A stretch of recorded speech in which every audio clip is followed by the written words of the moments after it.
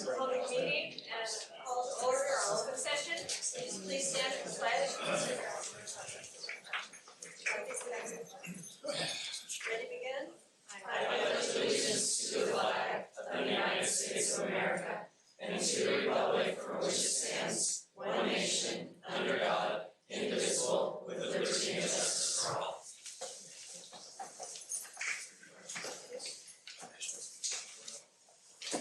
You have a report out of closed session this evening.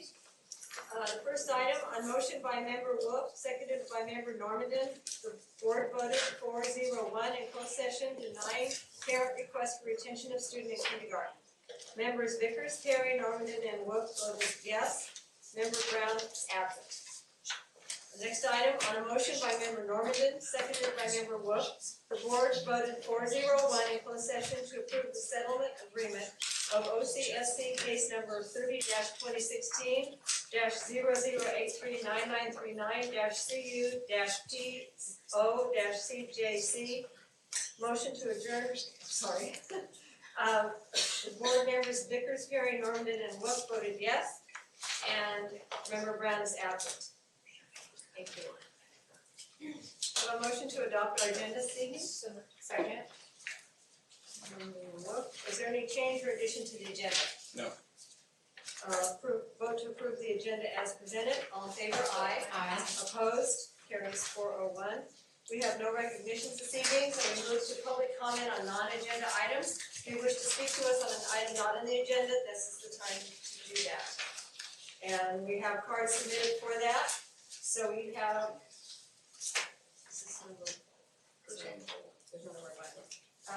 Cal Nielsen.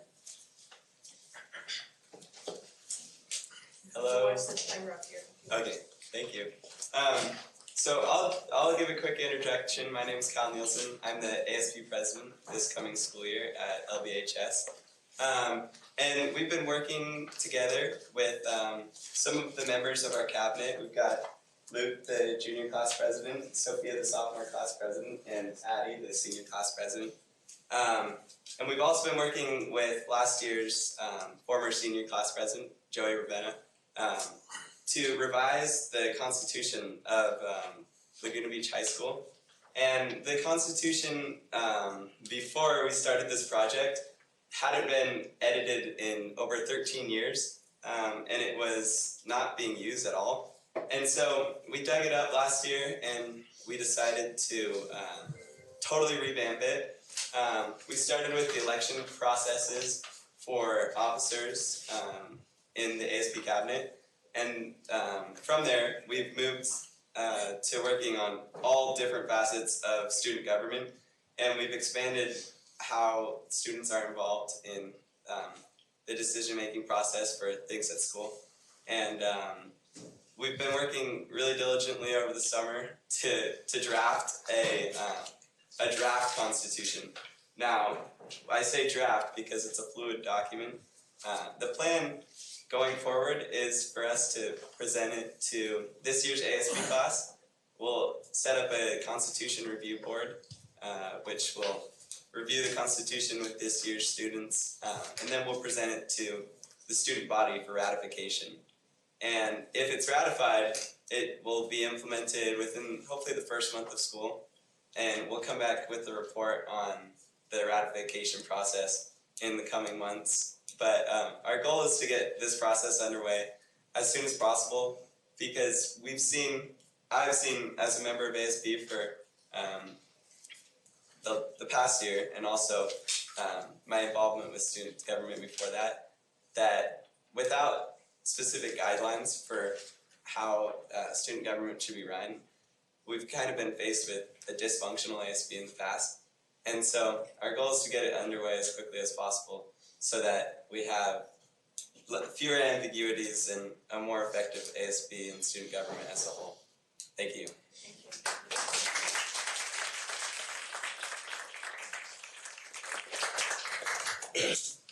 Luke? Hi, my name is Luke Goldstein, and I'm the junior class president. So I'm going to be talking about how we elect new officials. Oh, no. how we elect new officials and how they're removed. So there's going to be two kinds of appointments, primary and secondary. This is all proposed and suggested. So the primary appointments apply to officers whose jobs include voting privileges or other significant powers, where a committee will be assembled of elected members.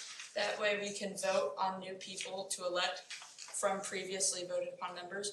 So we have a more inclusive voting process from the student body.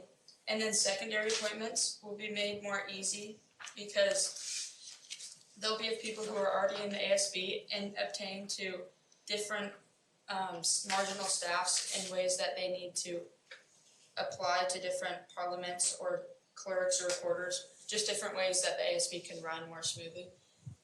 And the same requirements will be required for removing or taking impeachment process for these same people, and the same committees will have to be assembled. Thank you.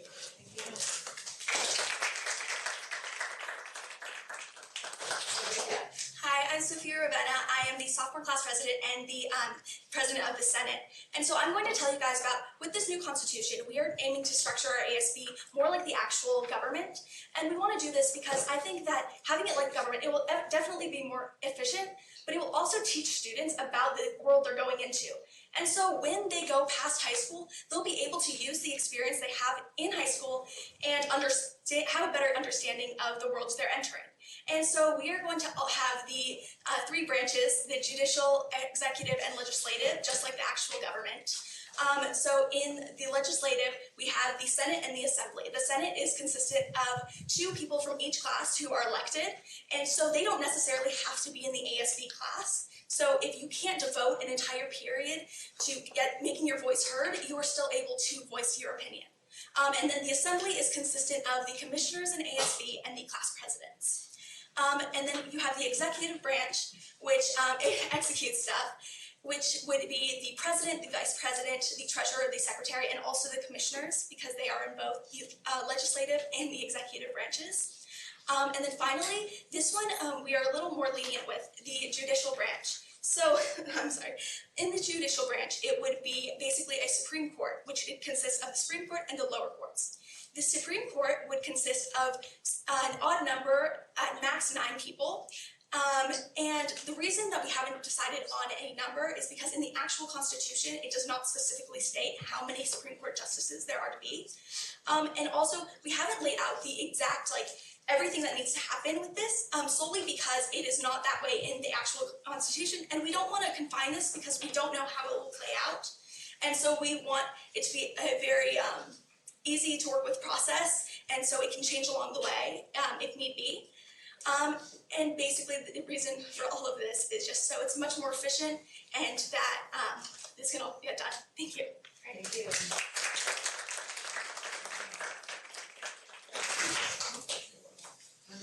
Okay.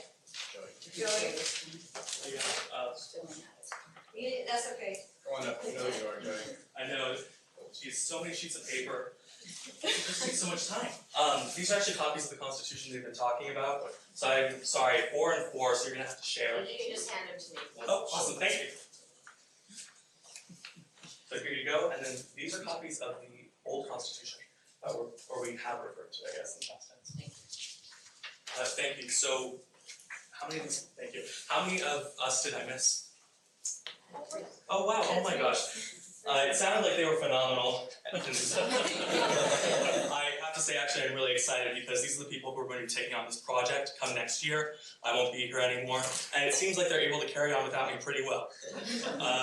Now, I was planning to introduce this project, so I will give you a bit of the background, which I was planning on. If you look at the shorter document, the one that doesn't have the cover page, it just says Constitution at the top, that's the older Constitution of the ASB. It lays out the way the ASB used to work 13 years ago. The last time it was updated was in 2005.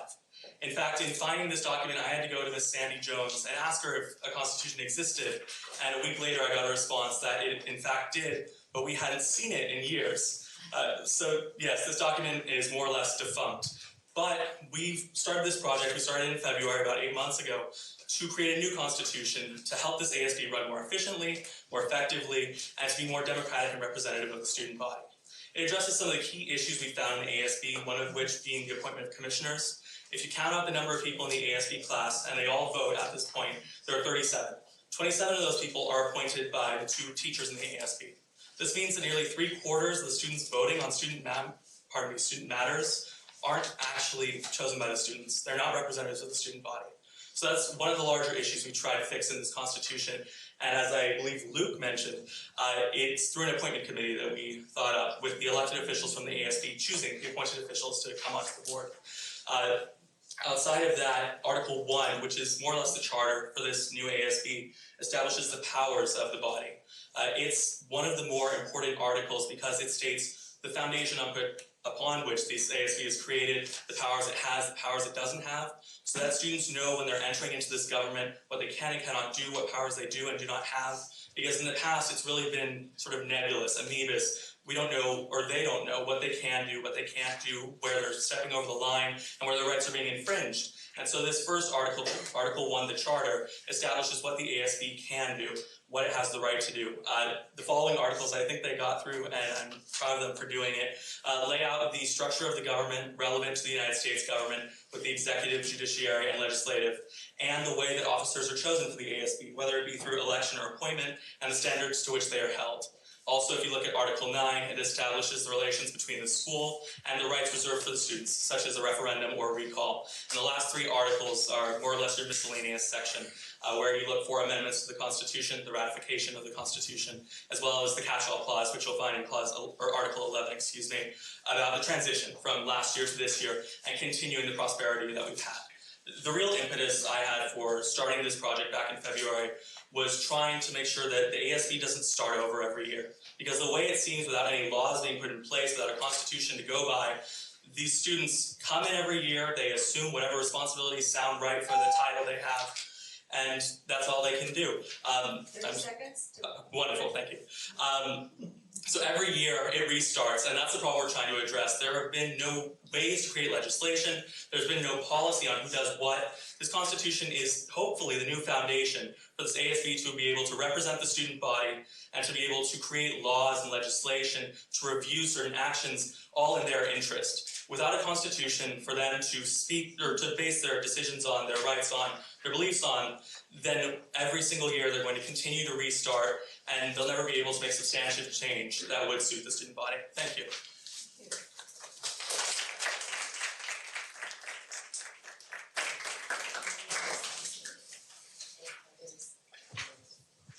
I have other cards here that don't identify an agenda number, so I'm assuming that they're for public comment on non-agenda items.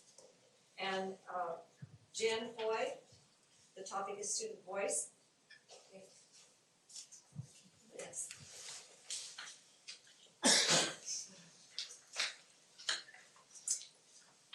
Thank you.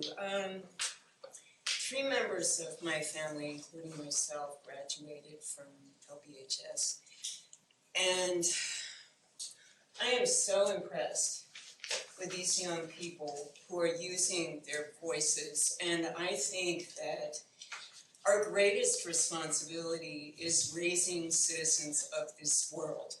They're going out as young adults very soon, and we have an incredible responsibility to teach them now, while they're in high school, this is part of the world that they're going to navigate. We're not trying to put our children to sleep.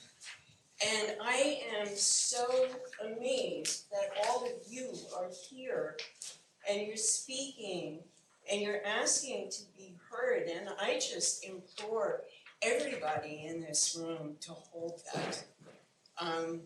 I know time is of the essence, so I'm not going to keep talking, but that's my say. Thank you.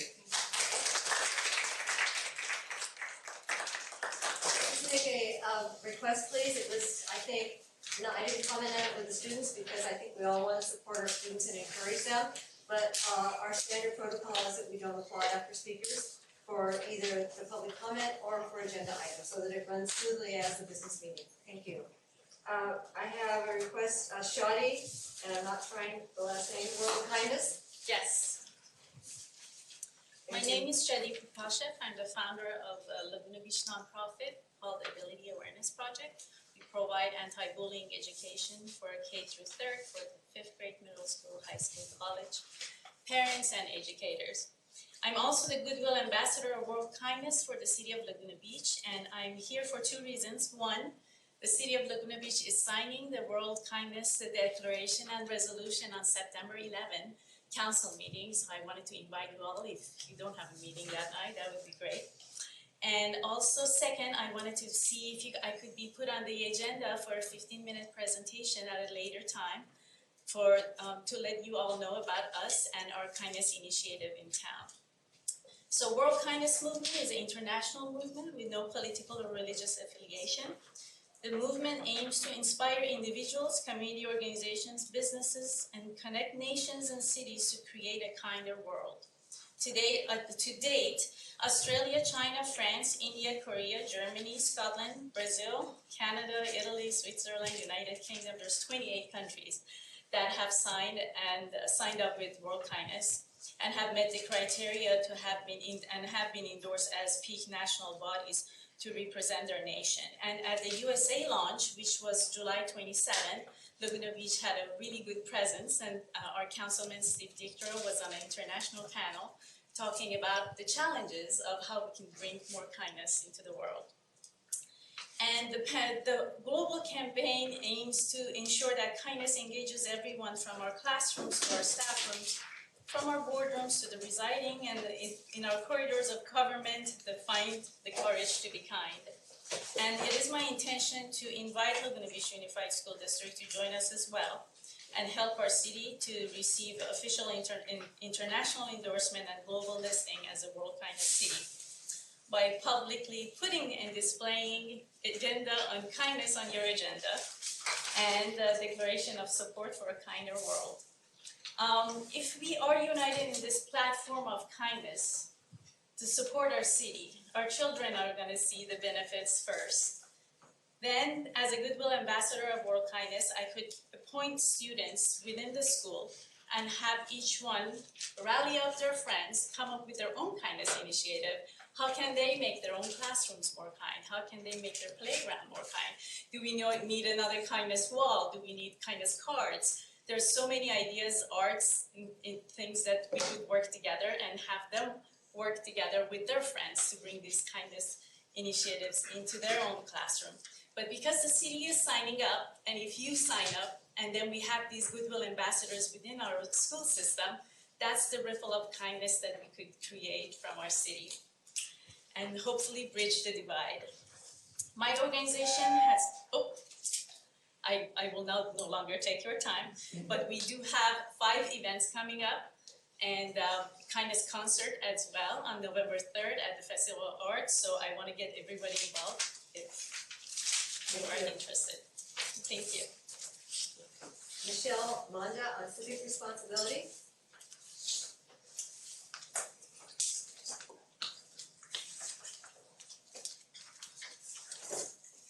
Hi. When a student graduates from high school, they're usually 18 years old. 17, 18, about to turn 18. What's the very first thing that they want to do? They want to vote. At least that's been my experience. And I think it is absolutely vital that as the most important institution in their life, the schools, that we teach these kids how to be good civic members. I wholeheartedly support what these young people are doing here today because they are begging you to be a part of the process. They don't want to sit blindly by and have everything given to them. They want to be a part of their experience, their world.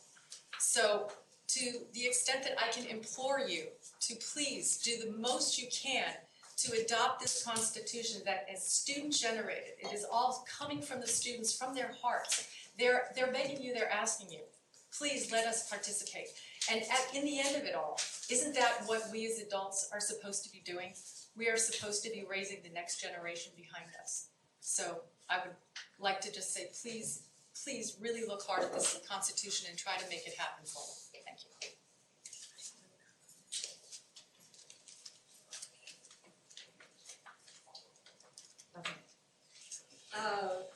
Chris, I saw Chris sitting here earlier. Oh, there you are.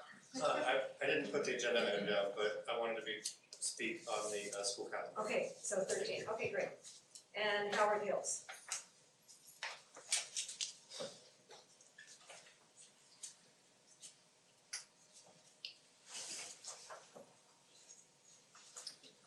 Yeah, my name's Howard Hills, and I want to begin by apologizing to the board and to the student government representatives who are here for my attire. I was in Malibu surfing, and I didn't have time to get back and change, but I don't mean no disrespect to the board or to the members of the student government for being informally attired. You know, when I ran for school board in 2016, one of my platform proposals, and of course, nobody ever reads platform proposals, but I said I thought that as a civics education curriculum, that what we ought to do is have student government from grade 5 through grade 12. And I was first elected to student government when I was in 3rd grade in elementary school, and it was the beginning of a civic commitment and an awareness. And the other thing I advocated, actually for about the last 15 years, was that the students have a constitutional convention and go through a process of civic education through a constitutional convention.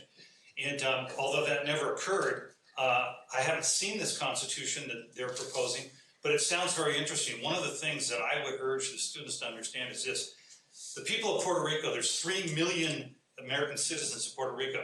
They have a constitution that they've had since 1950, but that constitution can be suspended any time by the US Congress. The point I'm making is that until you're sovereign, the sovereign power can give and take away your power. But what you're doing is really, really good civics education, because you're asking the sovereign, who's assembled before you, to give you a set of choices and a set of some empowerment, and allow you to make choices within a framework that they agree to.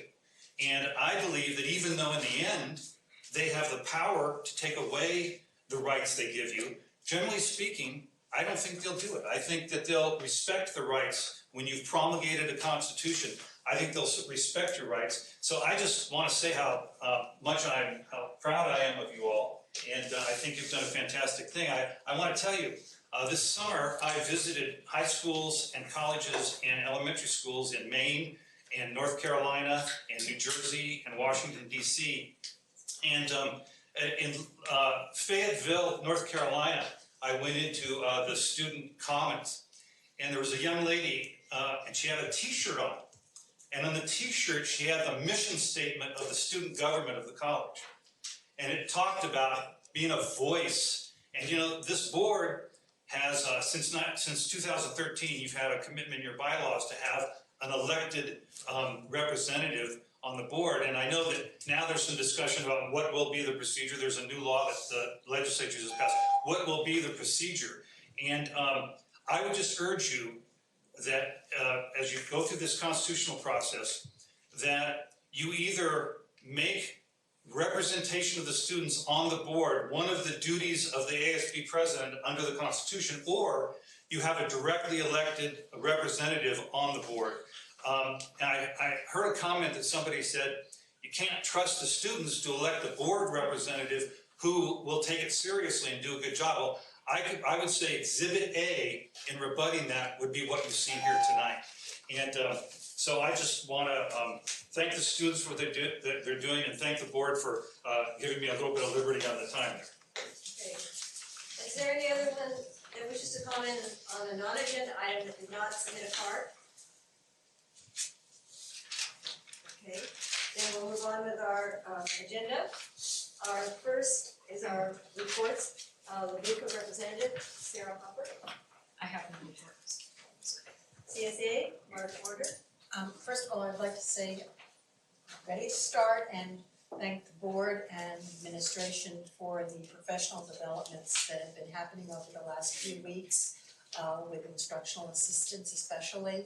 That's really part of this inclusiveness and being part of in the classroom. So it's really, I'm involved in it myself, and I'm really, really impressed with the quality of what we're learning. So it's really well worth that time. And with that, next week, we start a whole new part of professional development. Again, thank you for that as we move forward with all of our classified staff in various roles and in their development. So, thank you. Thank you. Do you have any representatives that wish to report to us from our organizations? PTA, School Power Boosters? Okay. Then we will move to board members. If you have, I don't think that any of us have any committee assignments. I have one person. We traveled to. But that wasn't a committee assignment. That's correct. That's the last agenda item.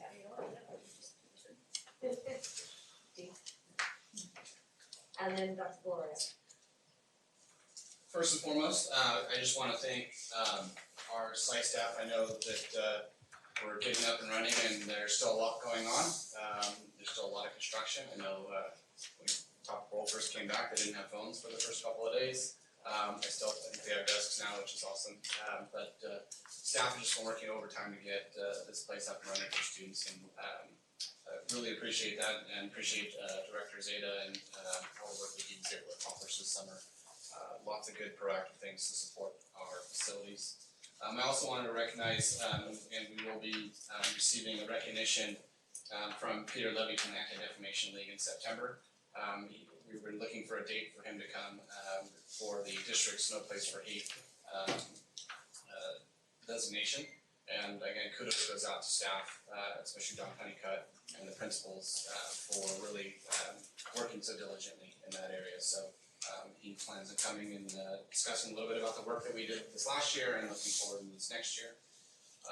And last, certainly not least, thanks to my leadership team, we had about, I think it was 28 of the leadership staff over last Thursday and Friday, day and a half, working on some professional development growth. And we invited also our LaBufa and CSCA president, and so I'm glad you guys could both make it.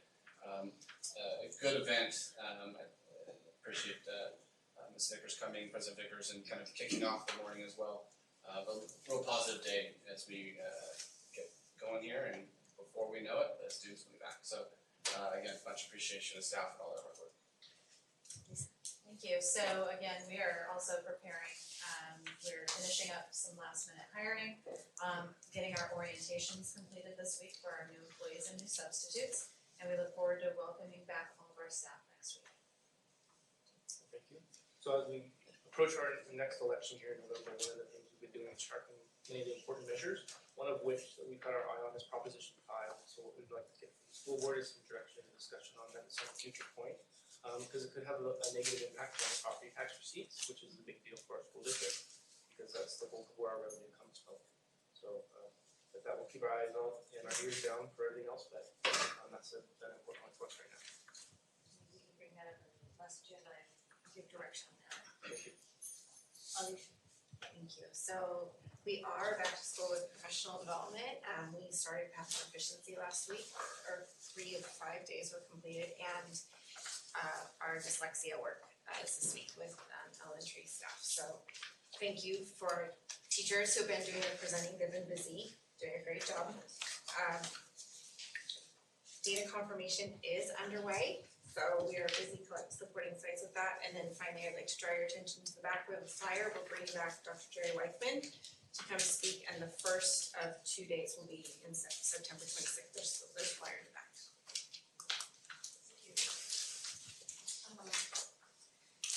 We have our next item is our consent calendar. Are there any items that board members wish to pull up? Thank you, students, for coming and sharing with us, and we're welcome to stay. We have a couple of information items tonight. One is on our social emotional undertakings. We want to stay, and then the other is on the proposed calendar. So that's okay. It's okay.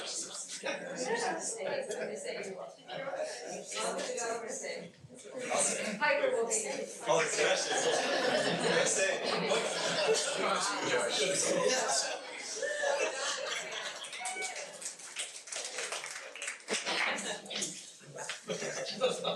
Any items that you wish to pull? And then I would ask for a motion to approve consent calendar items A through N. No, you're fine. Second. We need to let Misha Piper get started. Any items that you wish clarification on or ask a brief question on? Procedure, yes. We're initiating a new procedure tonight, starting this year with the changes that we're implementing and to have a more proactive student involvement. Our student rep has a vote that is a it's not a non-provincial vote, but she will have a vote at the start of each time we vote. Okay, so we're voting on consent, Ms. Piper? Yes, so, we have a motion and a second, all in favor of the consent calendar, items A to N? Aye. Opposed, carries 401. Thank you, and our information items, tonight we have, our first item is item 13, 2019-20 student instructional calendar. Ms. Winston. Thank you. We'll try this.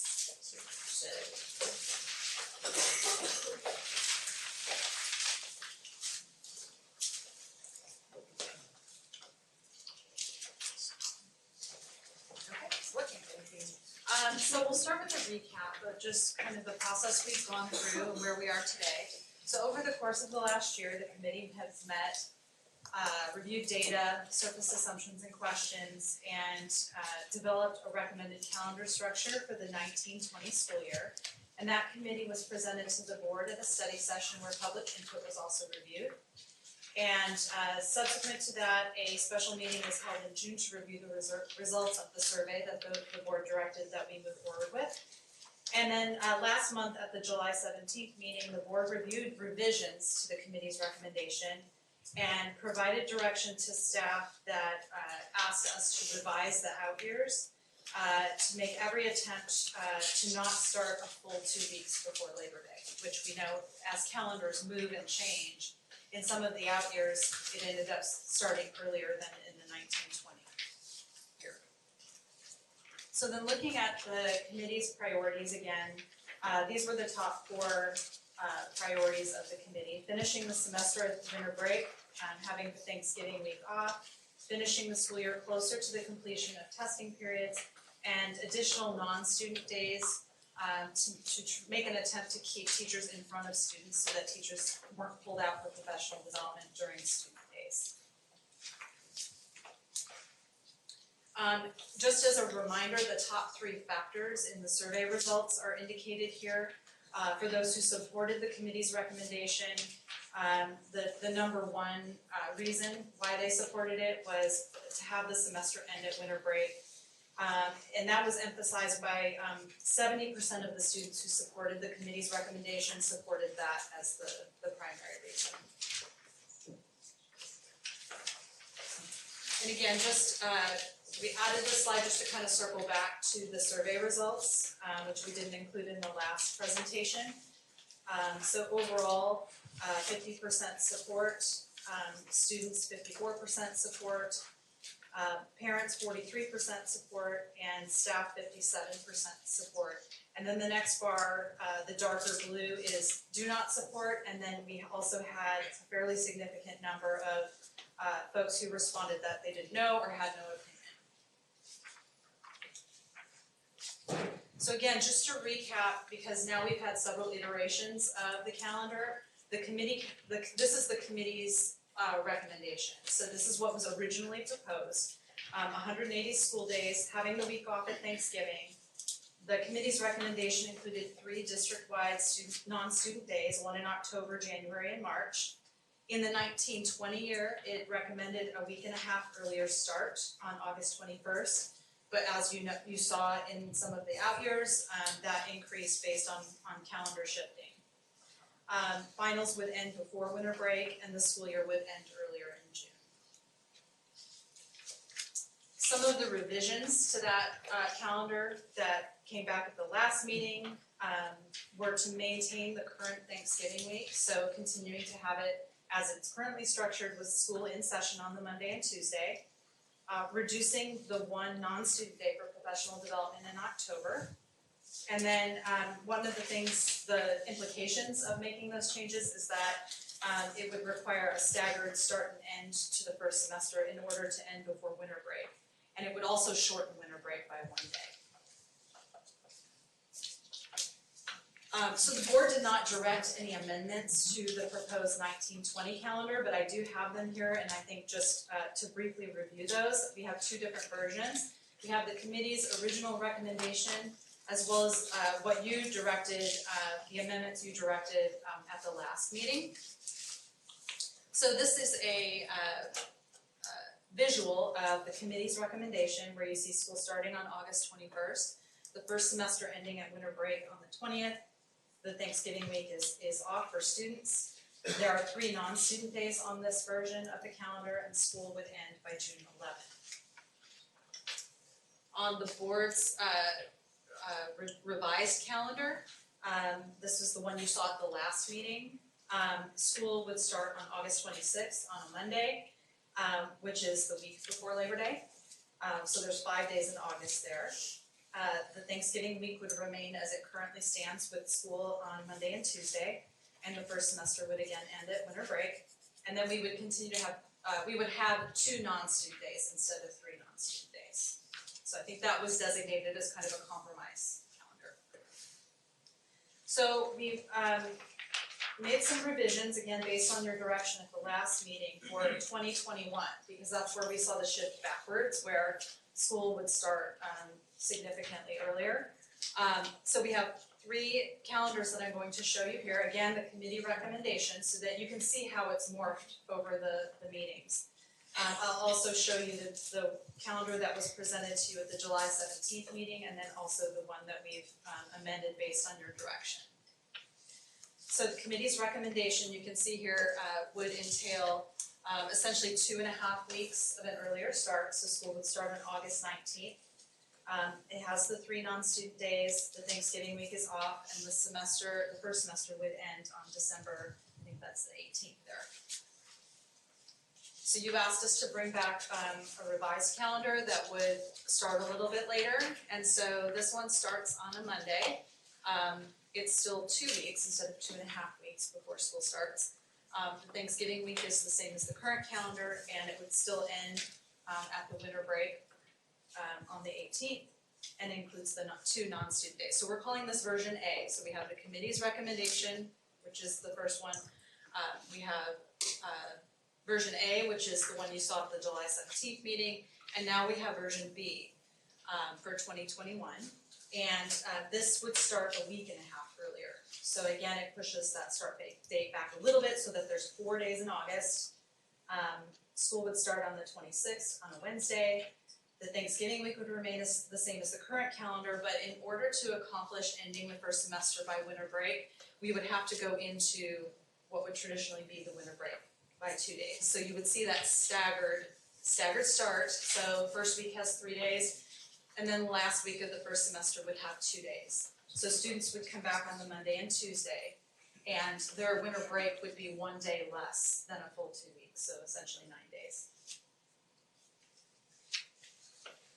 But it does accomplish starting as late as possible and getting to having winter break, first semester end at winter break.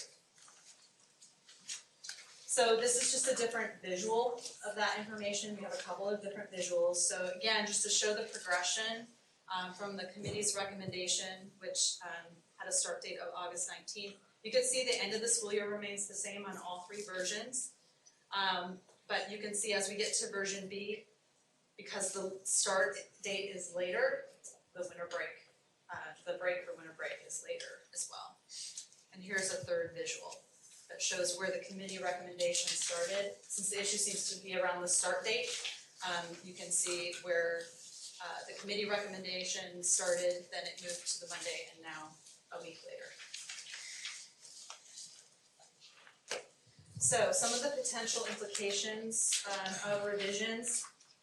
You notice on that third version, it results in more partial weeks of school, where we know we have student attendance concerns on partial weeks that we have now, and that we considered a partial week to be 3 days or fewer. So it would change from essentially 1 partial week that we have now during Thanksgiving to 3 partial weeks, because we would have Thanksgiving, the week that school starts, and then the winter break week. so we have a risk of lower student attendance on those shorter weeks. There's one less non-student day, so the committee's recommendation was 3, and you see 2 of the 3 versions here have 2. And all 3 configurations still maintain a pre-Labor Day start. So what we are asking for in terms of next steps would be board direction for options for action for 2019-20 and 2020-2021. And we have, obviously these considerations for you. As well as you know, we're approving calendars 2 years out so that our families and our staff could plan. And we're currently a year behind that schedule, so we are asking for you to look at 2 years so that we maintain our continued past practice as it relates to that. Okay, now our process is to receive public input. I have a number of cards that have been submitted, and I had one request for a person that needs to be at the pageant, so that's Natalie Newberry.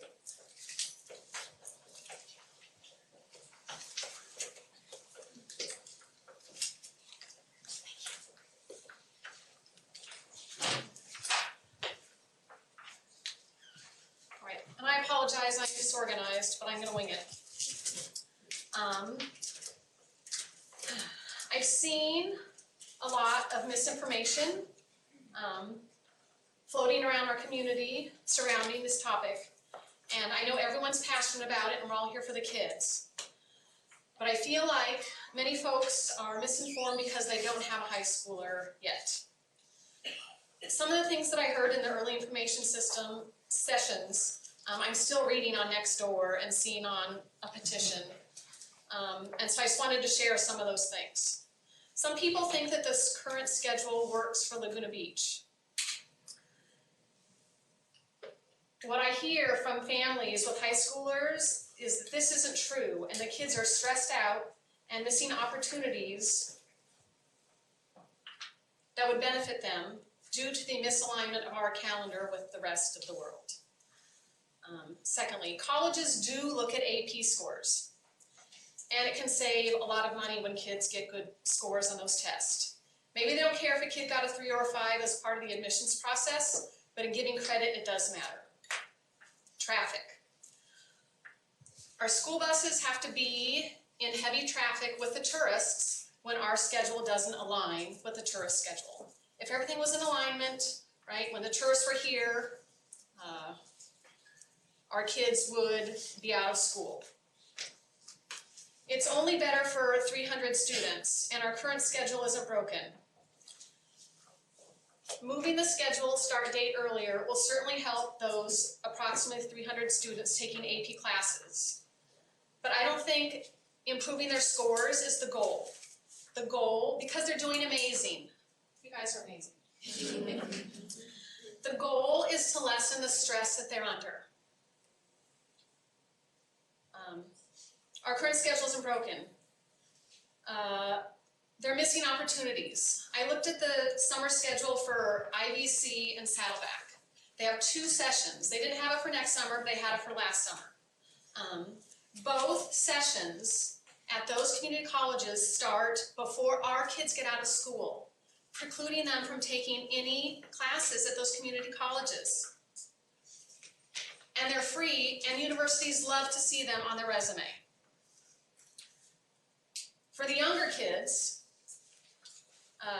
you may not be aware, but Irvine Public Schools Foundation puts on amazing summer classes taught by credentialed teachers. And several years ago, my kids could go, but they can't go now because we get out too late and their sessions start before we get out.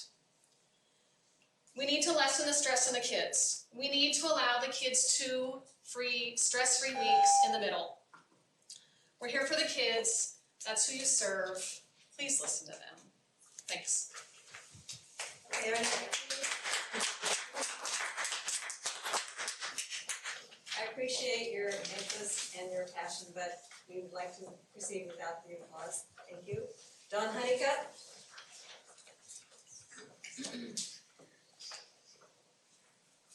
It's my students.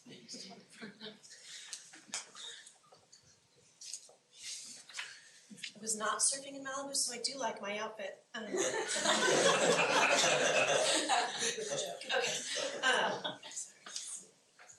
As department chair for the English department and as the unofficial spokesperson for the certificated staff on the high school campus, I wanted to speak one last time, and this will be my last time, I promise.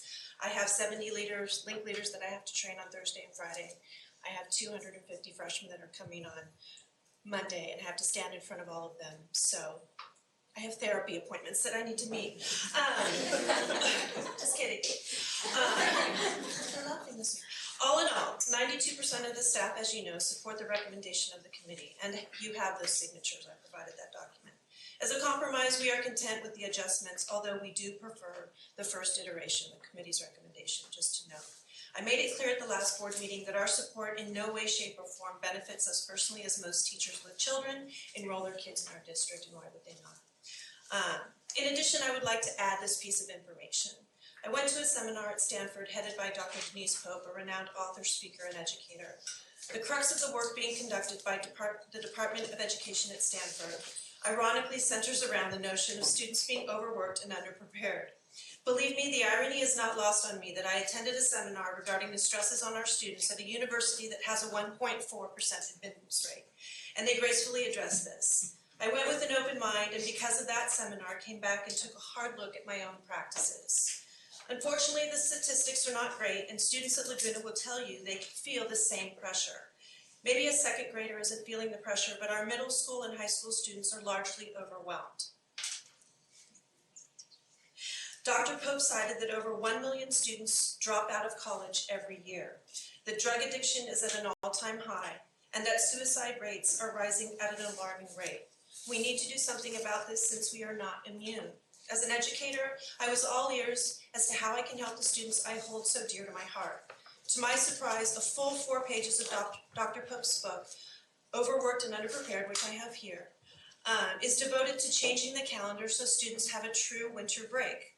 Homework load, bell schedules, testing calendars, etc. were all mentioned as well. I was surprised.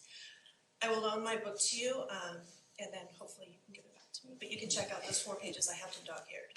We have hired a director of emotional support. We have hired 2 social workers for the Thurston and LPHS campus, and an SRO, and we have worked diligently as a district to serve the changing needs of our students.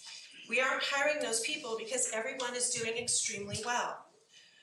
We have students that are flourishing for sure, and here is a sampling of those students that are doing so well, and I've had some of them in my class, and they're amazing, and they're going to change the world. But we also have students that are struggling mightily. I have heard parents say, my kid did fine in high school. Can I have extra time? 30 seconds? Okay. I have heard parents say, my kid did fine in high school, why do we need to change anything? And I am happy that that has been your experience. I truly am.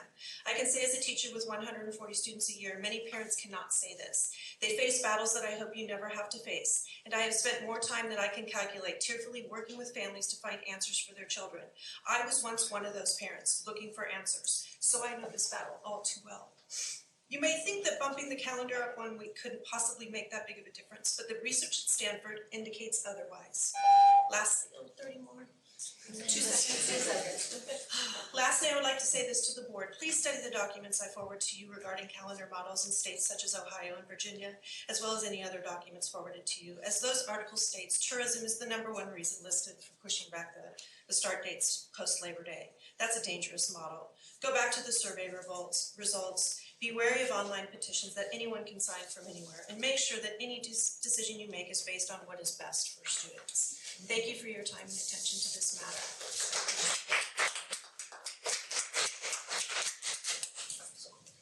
Mrs. Linnea Rodriguez.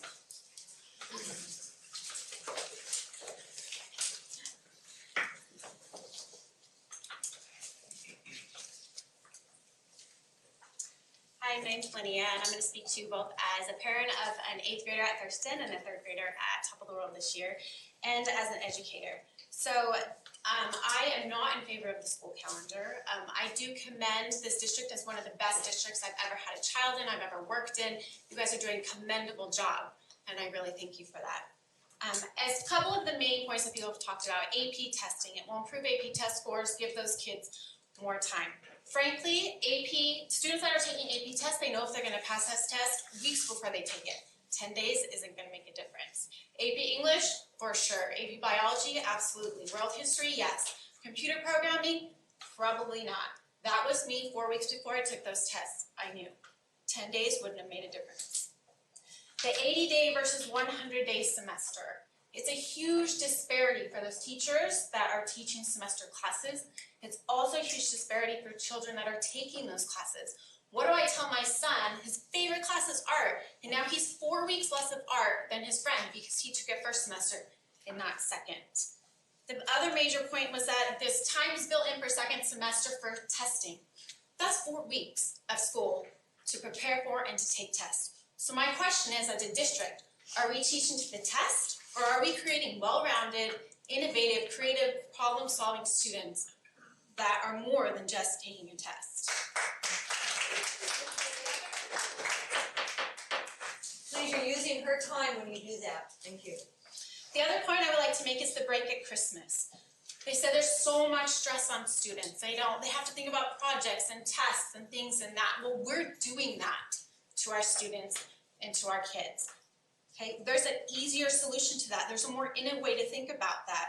We have a social and emotional department that's doing awesome, that has created these therapists that are in the schools, that are doing surveys, that are doing awesome for our children. And yet, is it just words, or are we gonna put it into actions? You don't have to give these high school students projects. You don't have to give them papers to do over Christmas. That's family time. We need real world solutions. So if they're on a trip and they're in the airport and they hear people speaking another language who look lost and don't know where they're going, well, what are they gonna do? Come back and tell them, what were some solutions you could have done? You didn't know their language, how could you have helped them? If they're in Laguna Beach and they're staying and there's a giant waves out there and they're looking at that wave and they're thinking, can I take it or can I not? Well, there you go, there's a real world lesson. What's your equipment? What's the physics of it behind it? What's the height of the wave? What's your skill level? That's a real world problem that they can do to apply what they've learned in those first 80 days. That's not a paper, it's not a test, it's not taking away from family time. I think there's a lot of more innovative, problem-solving thinkers. Laguna's full of people like that, and I think we can come up with a much better solution than a calendar change. To me, a calendar change is simple. It's not innovative thinking. Thank you.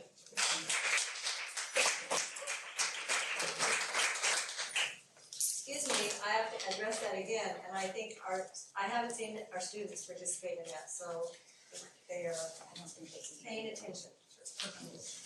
Carol Reagan.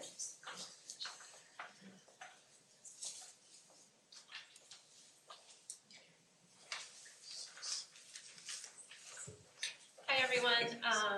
I should mention, first of all, that I do have a high schooler, so I oppose the calendar change, and I have had personal experience with a high schooler. I also have a middle schooler. So first of all, I want to thank the committee and the board for entertaining the possibility of a compromise. We appreciate that, recognizing that there are very strong and widely held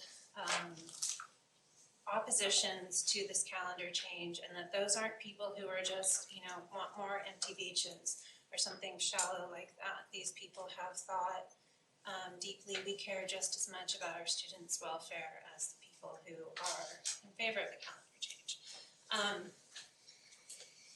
We're talking about stress, and specifically the ending the semester before the winter break, and I want to address that briefly because having had the experience in college of having finals right up until December 18th or December 20th, that is not fun. That is really stressful, and it's a bummer because you can't participate in sort of the holiday season. There are a lot of performances, there are parties, there are traditions, your family's going to get their Christmas tree on the day they always go, but you're studying for finals. Your head is completely in finals. And the holiday season more or less passes you by. So personally, I think that adds stress. I also want to note that my son had virtually no work to do over the holiday break last year. Now granted, he was in 9th grade, I don't know, maybe 10th, 11th, 12th, hold more projects, but I think the point that was just made is a great one. We're doing that to them. Is that really mandatory?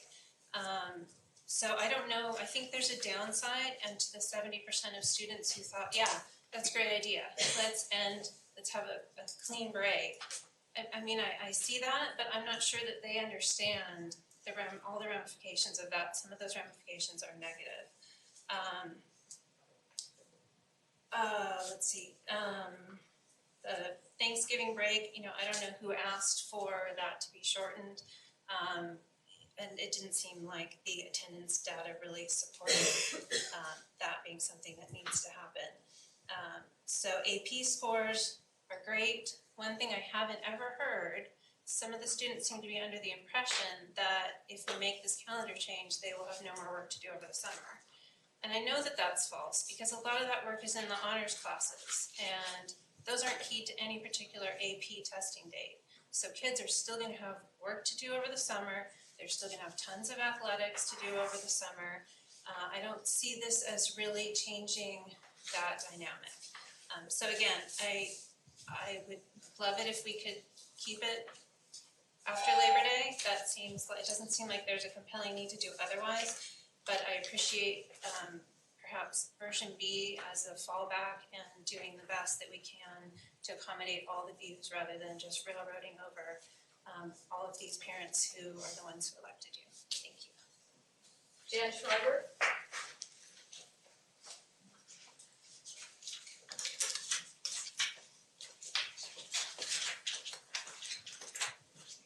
Hello, I'm actually in favor of the change. I have a 8th grader, and I also have a high schooler, and my husband teaches in Capo, and he's a high school teacher. His first day was today, or their students was today, and he has told me about the great changes that he's seen. He did say that the kids don't have as much homework over the summer or much coursework, and of course, ending at the break, there is the disparity with the 2 semesters. I also agree with what Natalie had said earlier with having younger kids and not having anything to do with them at the end of summer. And what everybody else said, sorry, I'm very nervous.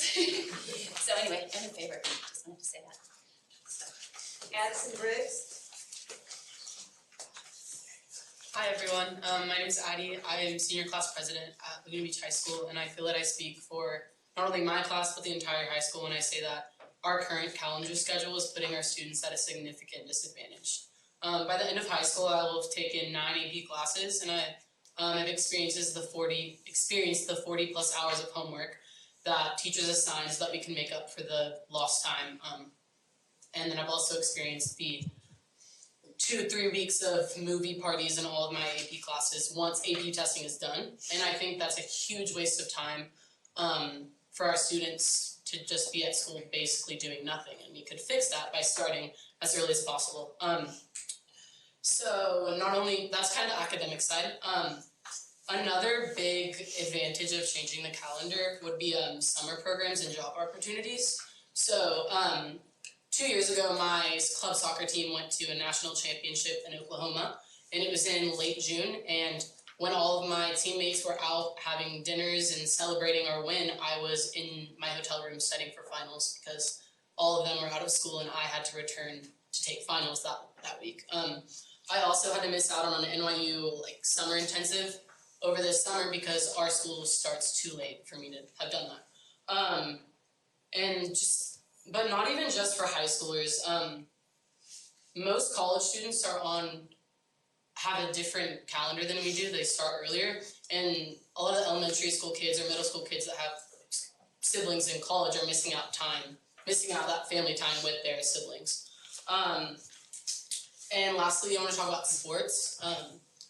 The track team this year was required to continue practicing through the school year, until June 24th, when their actual season ended 2 or 3 weeks before that.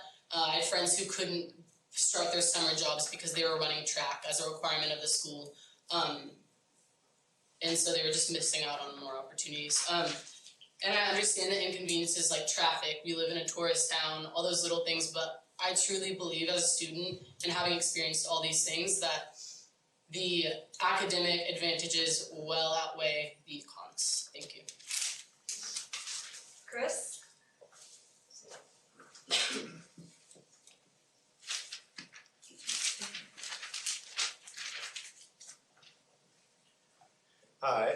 Thank you for having us, and I wanted to just say that I'm neutral, actually. I have been approached by many community members to pick a side and to give me their point of view and have me sign petitions or align and my reaction every time is we have this committee and we have this group, and from here to here, everybody here, you're so capable, and I feel like I trust you. So that's the thing, is I trust you as a committee to do the right thing. And you're getting a lot of input, and that's why we have a committee, so that you can make the best recommendation. I don't feel as strongly either way, but I do trust this group. So I just wanted to, show you support. Say thank you for your comment. Tina? Thank you. How are you? Hi. So I love the neutrality, that's great. We definitely vehemently oppose the calendar change. And let me start by saying, I think the thing that we're sort of missing, and I trust you too. I mean, there's no question, we elect you, I am your constituent, right? But what I think we're overlooking, and I think 4 or 5 statements ago, there was something that said, go back to the survey results. I think what we're missing is 52% of the parents in this district, unless I'm reading the data correctly, am I reading it right? 52% oppose. So no offense to the students here, I said this back in the April meeting, if anyone was in the meeting. They can't vote, guys, they're 18, they're less than 18. So I'm trying to figure out, and I get it, but we are the folks that are supposedly in charge of taking care of our children and determining what is best for our children. And I feel like it was not just by chance that the student section was to the left, which showed a positive result, and the parents, which are the right. We should really be considering, as a board, what the parents of the students who live in this town want. And 52% of them do not want this calendar change. So I'm struggling as board members who are voted in by us, right, taxpayers of Laguna. If you guys have a group of folks that oppose this, why we are spending so much time focusing on children's opinions. So my feeling is this, there are 300 children, give or take, that are AP students, right? Wonderful, wonderful news. But I think we're basing our decision on those 300 children. And I think if you look at the rest of the district, I've got a child at El Moro, so you've got El Moro, you've got Top of the World, and you've got Thurston, who are not necessarily impacted by this problem. So I feel like, again, we are making our decision based on 300 students who are in AP classes, and I think that's a challenge. And I think it's hard to say, from my perspective, I think there was a statement a couple minutes ago that said, what percentage of the teachers have students in this district? And I feel like that is part of the decision too. It's like we need to go back to the real facts, which is 52% of the parents in this district oppose this change. And I struggle with how we are making a decision when 52% of the folks have been surveyed and don't want it.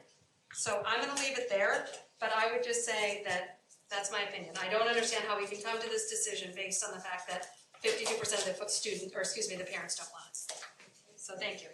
Kimberly O'Brien Young.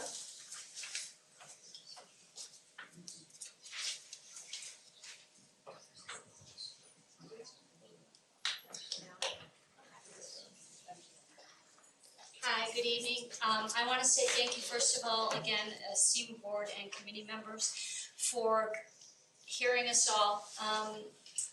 It's become a very divisive situation in the community, which is disheartening for me. I had the pleasure of having a meeting this morning at the high school, and I met with principal and vice principal, and I went in there with the objective of, maybe I can stir something up or find something that will be useful tonight in the meeting. And I did discover something, but it was not what I thought. In reviewing all of our test scores and AP scores, and I knew they were good, I had no idea how wonderful they really were. And in that instant, I had like that aha moment of like, wow, what a district we are. What a great job you guys are doing and the teachers are doing, and you know what?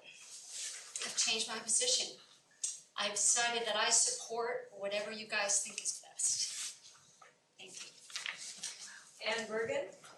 Oh, I'm sorry, I was reminded the board needs to vote to extend the time for public comment on this item, so we need a motion. Second, on favor? Aye. Thanks, Ann. Next, Carolyn Kate. Good evening, everybody. My name is Ann Bergen. I'm the college and career specialist at Laguna Beach High School. I love my job. I love what I do. I love college and career. I've done this for many years. Hey guys. Hey. You guys are awesome. Okay. 3 points I wanted to make. This isn't just necessarily about AP test scores at all. As a matter of fact, when the proposed calendar was made, it really didn't cross my mind that this was what I was thinking was the primary reason. My kids were AP test takers back in the day when they were at Tesoro High School at Capistrano Unified, and the schedule was not what the schedule is now, and they did fine, and they worked out fine, they have great jobs, everything's okay with them. But what I thought was a missed opportunity, and I think Addie said it, missed opportunities is the key word that I was focused in on. 3 things I wanted to bring up. First off, today we had students who have signed up for the College and Career Advantage program, the CTE courses that are available for our high school students for high school credit. In some cases, they can have early college credit opportunity as well. For the after-school courses, they meet on Laguna Beach High School campus. They also meet throughout the Capistrano Unified School District campus, and also at the main College and Career Advantage headquarters in San Juan Capistrano. Over 100 students, 100 of the high school students that we have on our campus have signed up to take these courses. I have been fielding phone calls and emails fervently, probably at least 100 contacts in the last several days, just coordinating with these students because we are on a different schedule. They are missing these classes, they are not going into the timely manner, they are maybe saying, oh, I can't do it, I'm just gonna have to drop. And that's too bad, that's a darn shame, because it's a demonstrated interest in an area of study that we really wanna advocate for. And when we talk to the college admissions officers that come out to see us, probably 100 or so that will be coming to see us, and we personally talk to, Lynn Gregory and I in the College Career Center, we're hearing over and over again, demonstrated interest in an area of study is important, it is significant.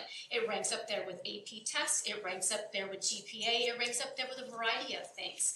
And so we really want to keep these opportunities available and open to the students. So those kind of opportunities of going in, doing some early career exploration, that's pivotal, I think, for the students. And our students love it, and they are banging the door down to go do these courses. I want them in robotics, I want them in programming coding, I want them in emergency medical technician, medical hospital internships, great career opportunities we don't want to shortchange our kids in. Also, it's a game changer for most kids because to me, it's the great equalizer in education. Nobody comes in as a pre-professional in a medical hospital internship program because no one's ever done that while they were in elementary school. So everybody gets to start at the same playing field. I think that's a tremendous effect. It's the democratization, I think, of education. So we like to support that. Also, community college was mentioned by one of the students. We do have a lot of kids who take community college courses, so they're not getting shortchanged in that.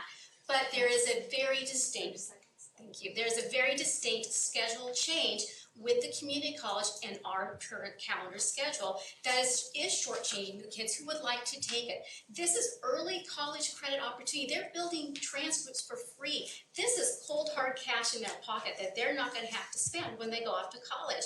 So we love for these opportunities, and we are also helping to navigate those applications. Another thing that came up this summer is when I was getting emails over the summer from students was that the UC and the Common App has opened up in August, and 2 more weeks that Lynn Gregory and I could help support college applications and personally meeting with students. That's gold, and I would love to have that time to meet and advise with students and their families just on that issue and a plethora of other things, but I think you got the gist. Thank you.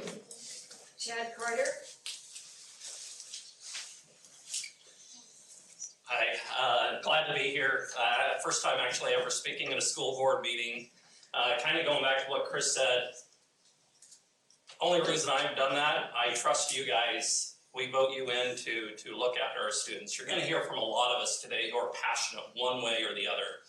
Lots of us are looking at our own kids, how it impacts me as a family. You guys have the hard job here. You are actually looking for all of the students, all of our kids, all of our children. I'm very much in favor of this calendar change. I see lots of benefits. I've been in Laguna Beach for 12 years now. I have 2 kids who have graduated high school and 1 more on the way. You know, he's in 10th grade this year. This change won't impact him much, right? He's at the end of the school year. He's at his end of this school career. But I know that this change is not being made for the high schoolers only. I know that this change is not the AP students, it's not the athletes, it's for everyone. All of our kids will grow up here. I've had kids at every single school here, actually, as we've moved around Laguna. And I just want to say I commend you guys, the school board as well as the committee, for looking at these changes, for looking at what can be done to help our students. Change is a good thing. It's a hard thing at times, but without change, you're stagnant, you're not moving. Stagnant is okay if you're perfect. We're not perfect yet. We have a great school system. You know, I've really enjoyed it. I know my kids have really enjoyed it. But there's more that we can do. And I think this is a great step to get us where we need to go. Thank you. Moya Mitchell?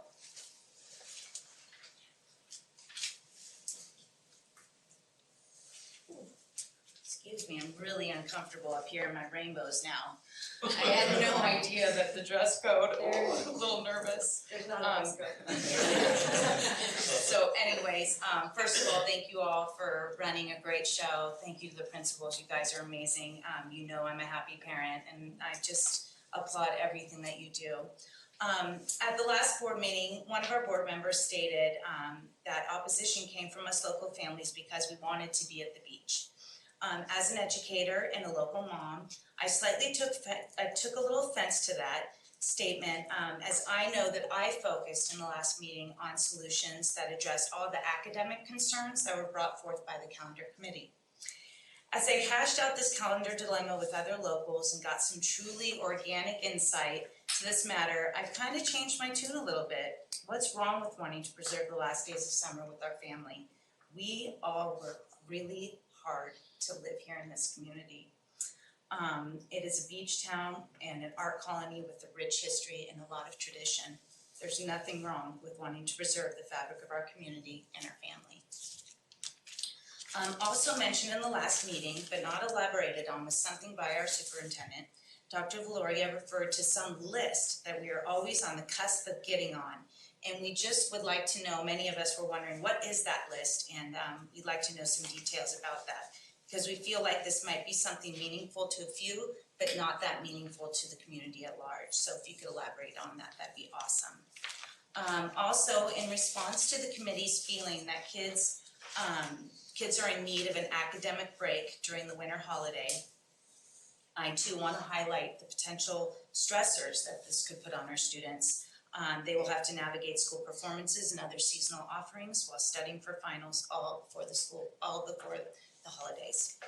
And lastly, as a teacher who supports high school students who struggle academically, not for many reasons, learning disabilities and or emotional issues, and works in a school that has the exact same calendar as Laguna Beach Unified, I have witnessed year after year many students taking advantage of the holiday break in a different way to redo work for increased credit, complete their study guides in preparation for finals, and to utilize the break effectively and positively to ensure their academic success.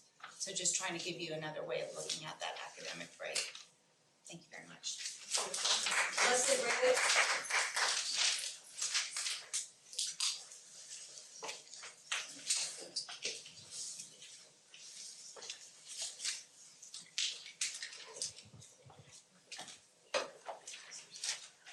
Hello. I am in a unique situation. We moved here 7 years ago from Tennessee, and before we moved here, I had kids for 8 years under a August to May calendar system. When we moved here, my oldest was in 8th grade, and my youngest was starting kindergarten. And so for the last 7 years, I've been under the new calendar system.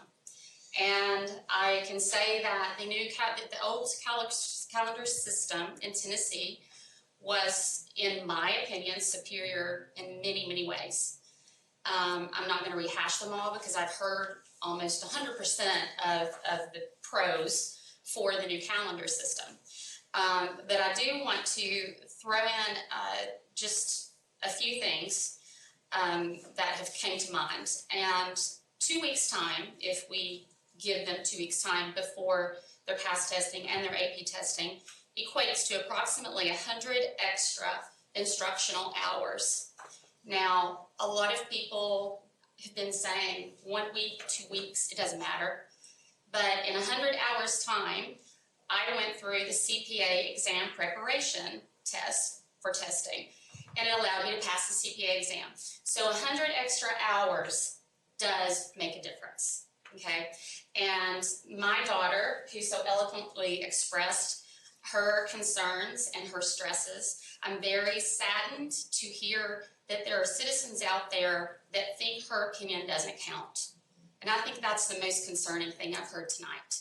Because this should be, and I'm getting emotional, this should be about two groups of people. This should be about the students that we are raising to be fine adults, and this should be about the teachers. Nobody else matters as far as I'm concerned. Thank you. Beth, is it Venice? Venice, sorry. The Venice. I didn't expect everyone to get it right. So I'm here to talk on behalf of my daughter, who's not able to be here tonight. She's not home studying for AP tests. She's in fact at the Dodgers-Cardinals game, so which I'm missing, sadly. But she did ask me to come here today and talk to you. So this idea about losing summer, she just wanted to point out, you know, my son has been at sports for the last few weeks. She's been doing her AP prep the last few weeks, other courses. And I agree we should not be thinking all about AP tests. I'm an educator. I actually fundamentally oppose having tests drive all that we do. But the sad reality is that our kids live in that context. And when your kids are in high school, you feel it much more saliently than you will as a parent of an elementary school child or a middle school child. I'm an educator at UCI. I fight against all this testing. When your kid is in a high school, you can't fight it anymore. They're going to college, you want them to do well. So that's a very real reality for them, and she wanted me to emphasize that to the school. I also think this idea of listening to kids is actually something very tied into the socio-emotional wellness, and that's something that the district is really concerned about. And we do have to listen to them. We have kids here representing their points of view, and I think part of the reason we are having kids who are experiencing the kinds of stress and anxiety is that adults aren't listening to them. They're not paying attention to them. So if we can pay a bit of attention to them and hear them express to us, they're asking us to make a change for them. I know this 54%, I don't think it counts elementary kids, but these are high school kids who, you know, they do have opinions and they're living a life right now that we can't fully appreciate. It's very different from the way we experience school. And I also, as a qualitative methodologist, want to think about that difference between a 52% of parents not supporting the change and the 54% of kids supporting the change. I'd like to know why people are wanting this change. If the reason is because of traffic, which I drive to UCI and back every day throughout the summer, I don't get summers off. Traffic is marginally uncomfortable, but it's actually not quite that bad. And my experience the last couple of years is June, it's much harder, and it's eased up this week. All the neighboring communities are back at school. So that's less of an issue. I appreciate wanting to go to the beach. It's very important for our kids. A lot of our high school kids aren't at the beach right now. They're at sports camps, they're doing all that, they're getting ready for school. So that's an important consideration.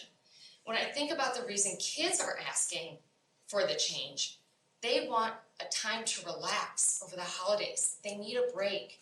Now, I actually appreciate for the students who do need that extra time. That's something the school's going to figure out how to support them.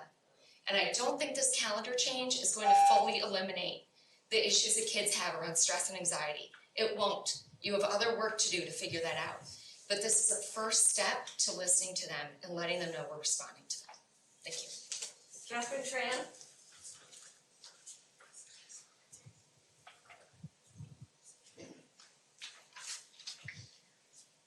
Thank you again for listening to everyone.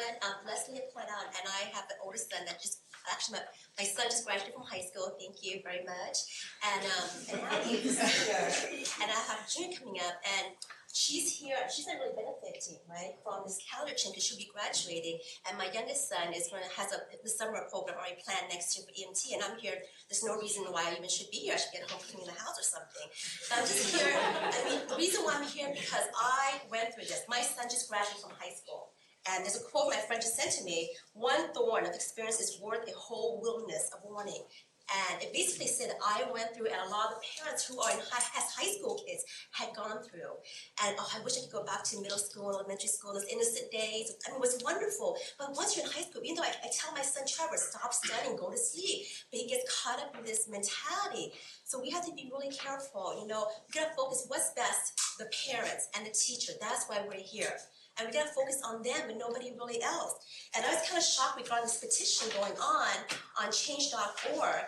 Who is signing this? Are these people, do we know these people? Did the district have a professional survey group came out, and basically it was a reputable company that had these surveys, and you guys got the numbers and the data, so please focus on the research, not on this change.org, even though it has 823 people that signed it. Who are these people?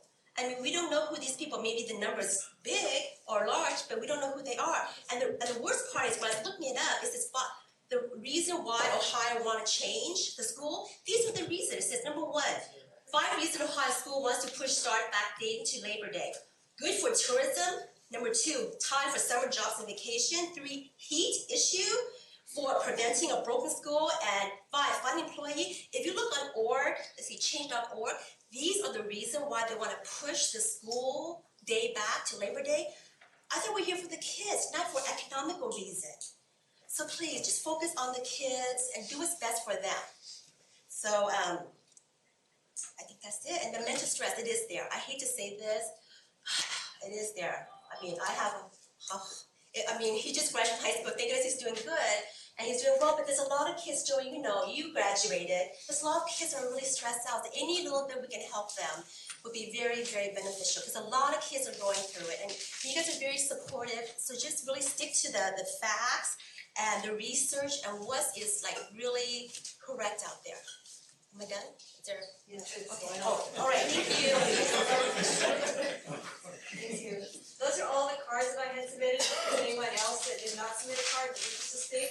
Yes? Please come up and identify yourself.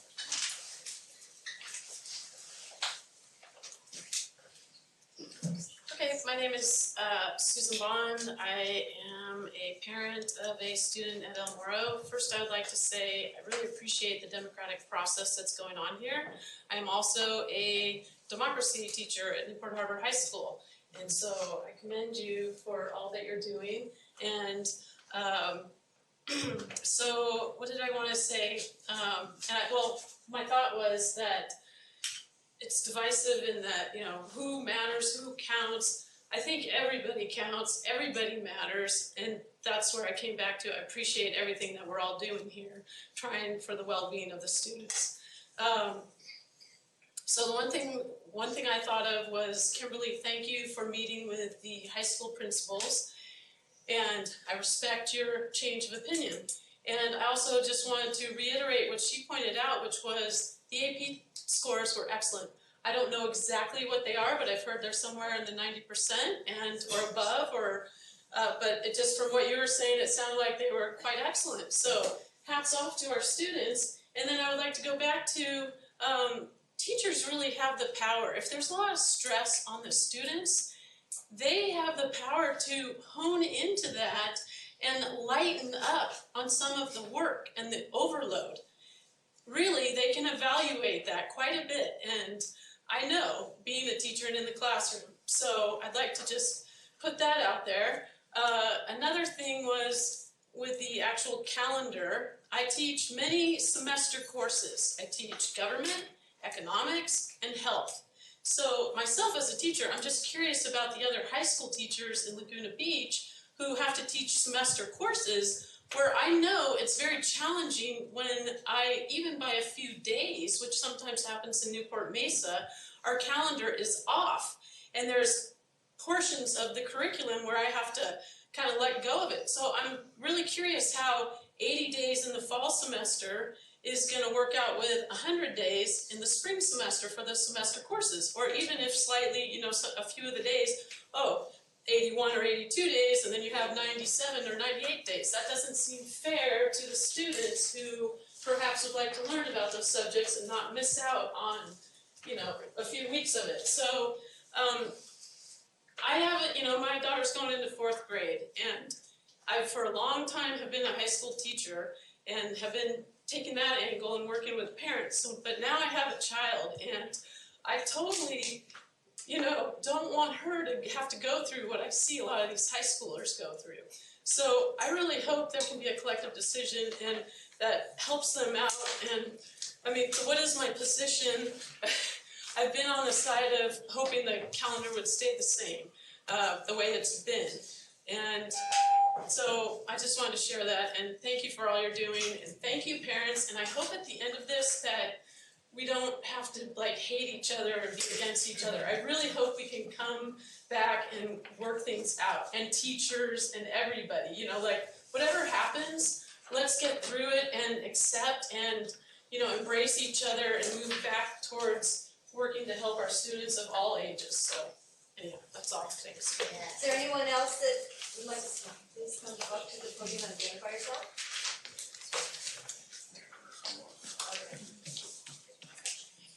Well, my name is Kevin Harrison. I have 3 kids who will be going through Laguna High School. They're young now, but they will be soon.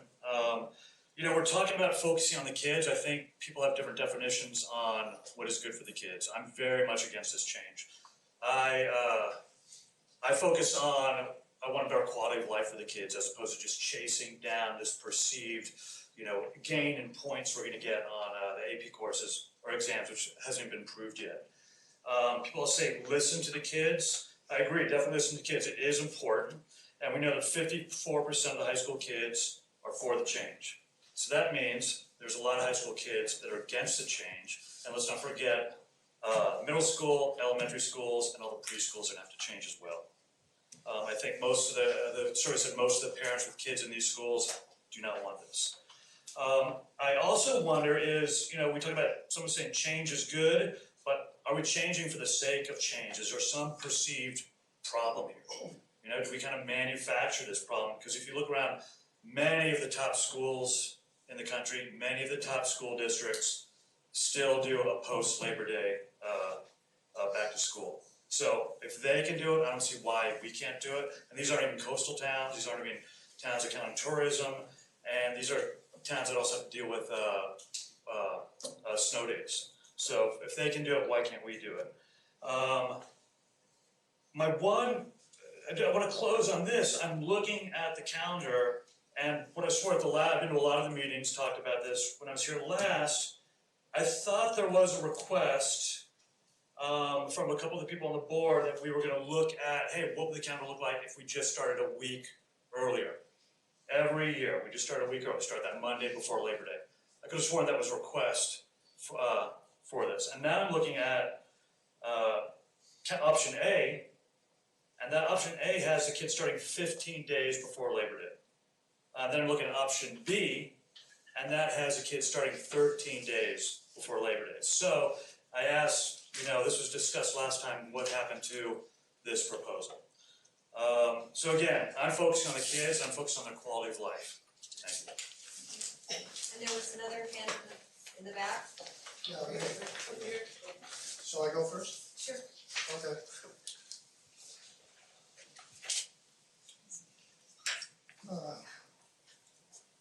My name is Mark Kellum. I grew up in Newport. I've lived in Laguna for over 40 years. I have a daughter who just was graduated. I have a son that's going to be in 8th grade this year. I'm opposed to this change, the calendar change. I'm really worried about what's going on. I spoke 4 years ago a couple of times about why I was opposed.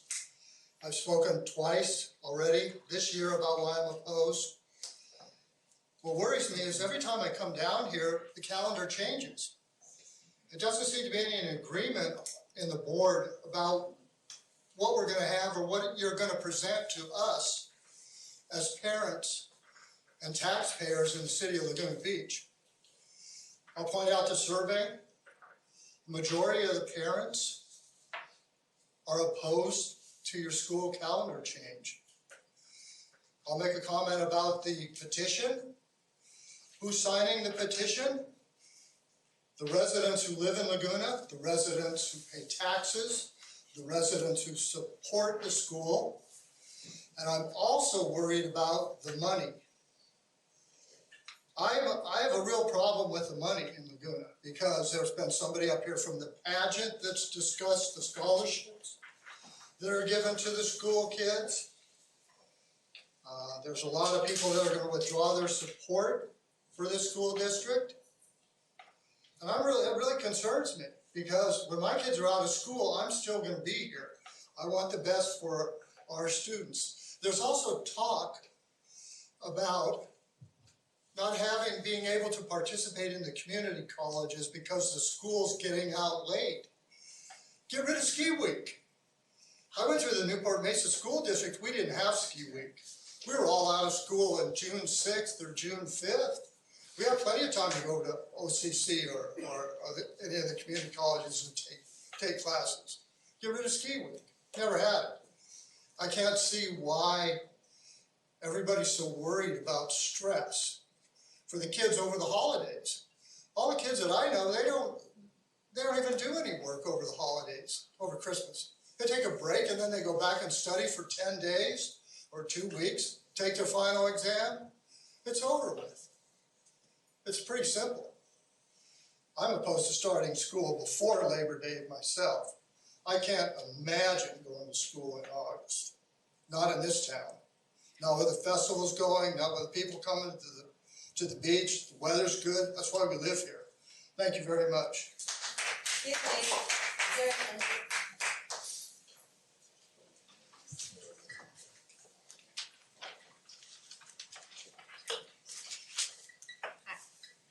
I'm concerned about what the measures are. Can you say your name? Colleen Connolly.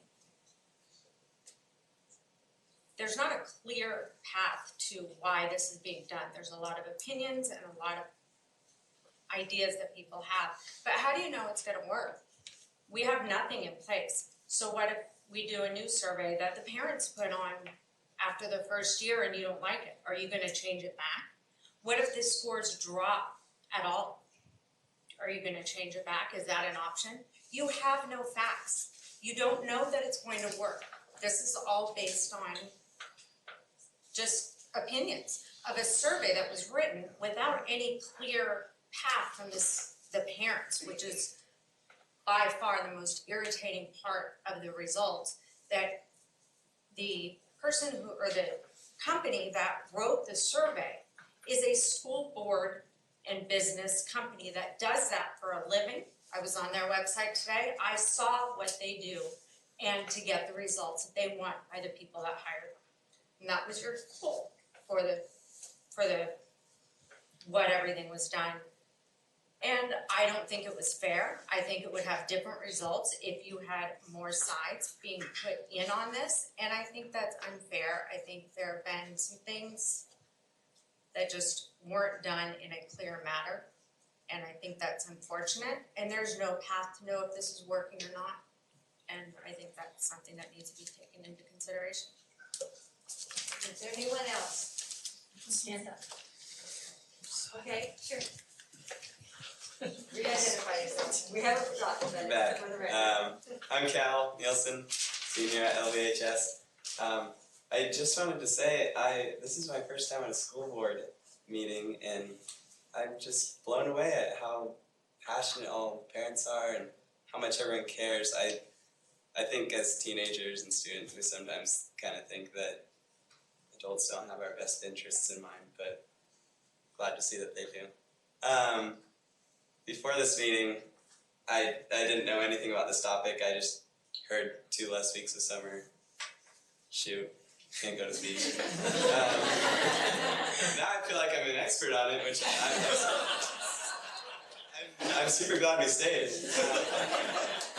Anyway, I think we can all agree that, well, you guys are all intelligent adults. We're somewhat smart kids. And everyone has really good points, and I'm a huge fan of compromise. I like that.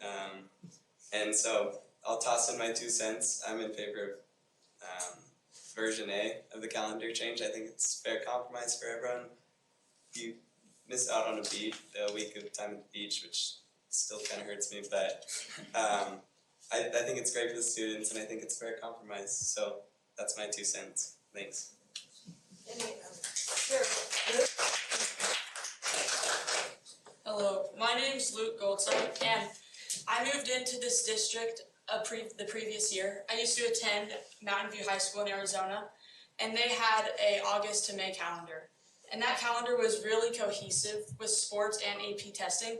So where after the AP test, there was about 2 weeks of downtime and reviewing, and we were done with the school year. We weren't slacking off, we weren't doing anything other than our curriculum, and we really had a chance first and second semester to increase our knowledge of the subject and become fully prepared for our AP test.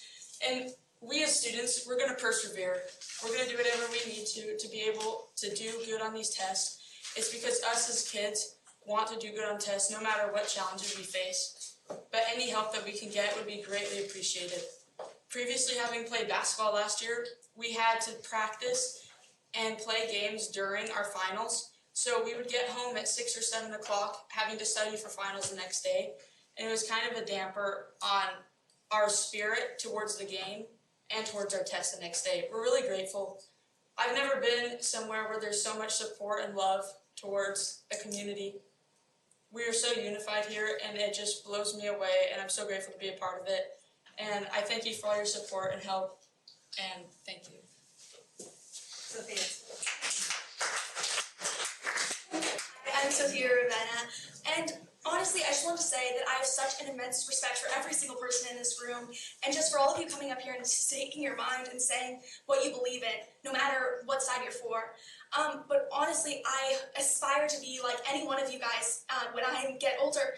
But sadly, I don't think I'm gonna become like you guys, just because if people keep saying that student opinion is less than anybody else's, I don't think I'm gonna grow up in a world where I believe that I can do anything I want.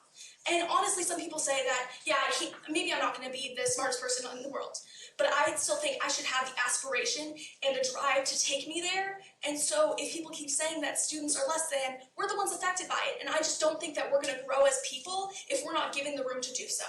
Thank you. Anyone else that wishes to speak on this item? Make sure, okay. Now, this is an information item, so it's not an agenda item for action tonight. So we will now have words, the board members can ask any questions of staff, clarifying questions on the presentation tonight, or information that came up that we need clarified from some of the comments. And then the hope of Dr. Valori is that we can give some more concrete directions so we can come back to the action item in September, so that as he identify, or Mrs. Nixon, the 2 years of the calendar, because we have tried to do that 2 years in advance for families to make plans. So that's where we are now, and let's start. I'll start, it always seems to start with me. First, I wanna thank everybody for coming, and we get lots of emails. I read all the emails. I do wanna tell you something that really has devastated me in some of the emails, and that is people are threatening us. And I'm gonna cry because it's so upsetting. People, if you don't have a logical argument but you're threatening school board members, you don't have an argument. We would not tolerate that from kids in our classrooms writing a persuasive paper or doing a debate. Someone anonymously texted a harassing text to me today on my personal cell phone over this calendar. It upsets me. Harassing and threatening us is not a logical argument. A logical argument is about the students. We are elected by the taxpayers, we are, but our mission is to serve the students, period. I know it's tough, and I know that I have every meeting supported this calendar change, and I continue to do so. And I think some of you that don't like our thinking are creating us as enemies. I'm a parent. I have kids in this school. I have a kid going off to college. I have invested 15 years of PTA presidency, websites, volunteering at Epic Challenge, you name it, I've done it. I'm one of you. I just have a different opinion than some of you, but the threats are scaring me, and they're hurting me as I sit at my home and read them, and I'm shocked that I'm treated this way. I still support this calendar change, and I support the amended one for 1920, and I support version A for 2021. Our mission is to serve 3,000 students, and our mission is to serve their academic and social emotional with the best practices that we can do, whether we have a majority of support from our community. Sometimes we have to make tough decisions. The calendar will offer many benefits, and I want to make sure you hear them because many of you seem to leave out some of them. Reorganizing semesters so that first semester ends at winter break with 80 days backwards from that winter break will positively affect 1,800 students at Thurston and the high school. They will finish their semester, they will have 2 weeks off, they will not have homework, we will make sure that's a policy, and they will have a mental health break. We operate within and function with many other systems. We are not singularly alone. We are unique and we're special and we're wonderful, but we bounce off CIF, community college, AP testing college board, summer program offerings at universities, college orientation, CTE courses, camps, and summer job opportunities. We must exist within a system, and we must be flexible to support our students in that system. The change also benefits by getting our students out of school earlier to access many of these opportunities, one of which is college orientations, which tend to be the month of June, period. Most of them are. My daughter, case in point, missed her orientation because she was in school here. Students will have more instructional days prior to high stakes testing. Time with teachers is a worthwhile investment. Sorry, I'm feeling really adamant, feeling strong. The harassing emails have gotten to me. Students will have less school days after high stakes testing, less end of the year, what parents call filler instruction and fluff. It's nice to get rid of that.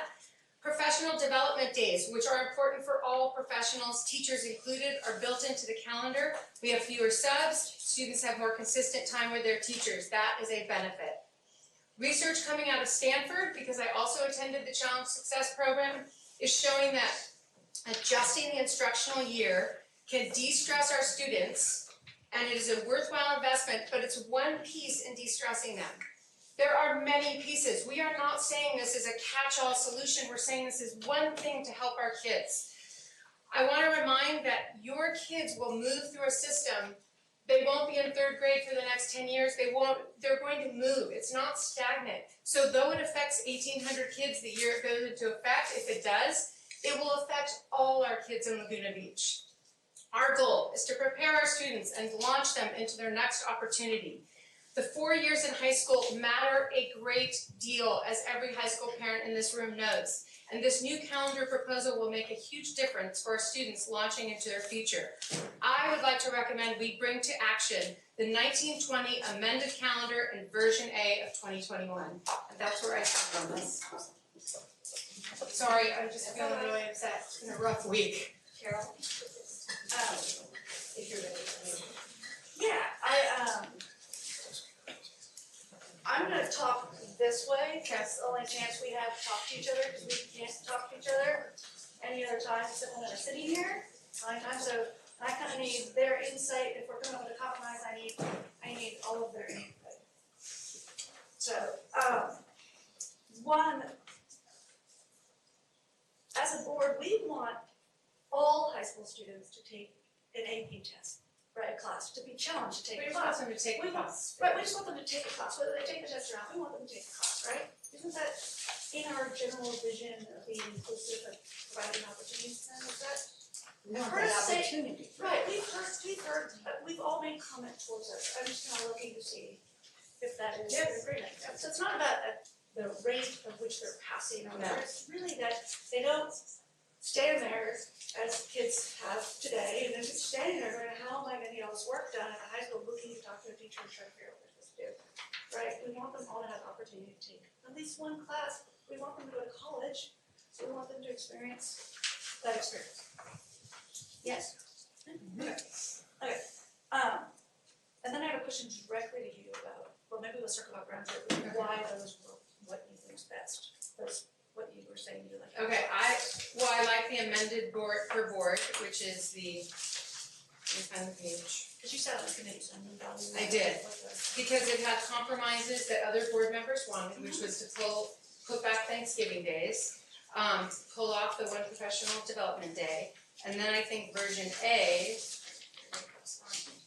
is better because it does not bump into the winter break, which I can't tell those dates, but it's a Monday, Tuesday, and that's a cause for concern on version B. Of 20 to 21. Count. So wait, Thank you. oh, Because that what they call staggered right, weeks we end up. is a cautionary tale for instruction. And what's the, Yes, okay, that one in version A of 2021. it's that one I was unclear of, and can I put in 1921, that was the one I was unclear of. This. So that one has the compromises on.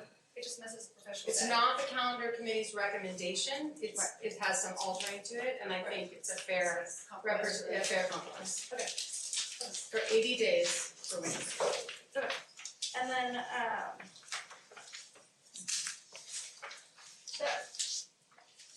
the other thing is that in looking, and I don't think it was on there, but I know at some point we talked about, of the high school parents that supported finals before winter break, and I don't think it ended on a data that was like, in the 60%. It was a high number of, the reason they wanted the change, the parents that wanted the change, is also the same reason the kids wanted the change, was really for that break, that 2-week break period, so for high school students and parents, they were very united on that.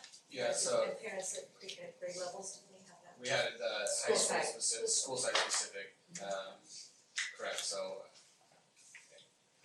That's a I can pull total, it up. that's a total percentage. correct, so of the high school specific parents who only were answered that their student was in high school, it was approximately 62%, somewhere in that range. And then of the students who responded, it was for high school students, because secondary got blended together in one of the data points, but in this instance, just students at the high school, it was of the students who responded, it was 70%. Picked that And that we was had one a of the large reasons. number of students respond, correct? Over 777 plus students in high school. And it was for that winter break, that's all I remember, it's like, that really is the focus. That and getting out earlier, I think people forget that getting out earlier because they're missing opportunities. Dee has commented on community college, I've experienced missed college orientations, I know that other people have. Getting out that aligns more with other systems that we are around. Correct. And then summer is off by a week in this first calendar change, but they go back to getting 10 weeks off. Correct. After, so you're not With the losing, same line you're not losing summer, the summer is on, it's just the one change.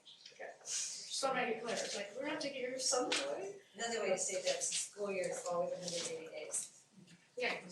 And summer break, Right, so the exception of the first year will always be 10 10 weeks. And so in taking in, what parents want and not changing the calendar, and probably we all really want, is, I also attended the Challenge Success, and I know that, Julie Haynes handed out the, you know, like what we need to do, what we need to protect, and what they call it is PDF, where you protect playtime, downtime, and family time. And what they're saying is, they wanna protect that time, and I've heard that as they move, as we move, we've had the pageant come speak to us, that they will move, as long as they have time to execute that, they're gonna move. The city's already moved. And so we'll still have that time that's after the tourists have left. And we have our town to have our hometown feeling that we all live here for. That isn't gonna go away. It's just gonna move slightly on the calendar. It still will happen. And I understand the fear of missing it because I think when Peggy first talked about it, I was like, oh, I don't wanna lose it either, but it doesn't go away, it shifts. Like from the social emotional support that we want, what we want is for parents to protect our kids' downtime, for teachers to put downtime in their day. We want to not overschedule them, we want them to have that space, and we want them to have family time with us. Even when they're teenagers, they might not wanna be with us, they wanna be with their friends' parents, but with us, and that they wanna spend time with us, and they're not stressed about what they have to do when they get back, and they're not thinking about anything else but just relaxing for those 2 weeks after they take time. And I think we're all united in that same thing, that that's what we want. We just think it's different, and it's only shifting, it's just shifting on the calendar. And so, as everyone here said, everyone else has already shifted. All of the high school districts have shifted. We and one other unified district have not shifted yet, Orange County. And we're not shifting to the extreme. There are schools that start on August 3rd. We're not shifting to that, so they'll still be gone, right? There's schools that started last week, and there's schools that started this week. And so, we as a board, as Peggy even just said in her compromise, we really wanna protect that time for you guys to have time with your family, and for you guys to have time.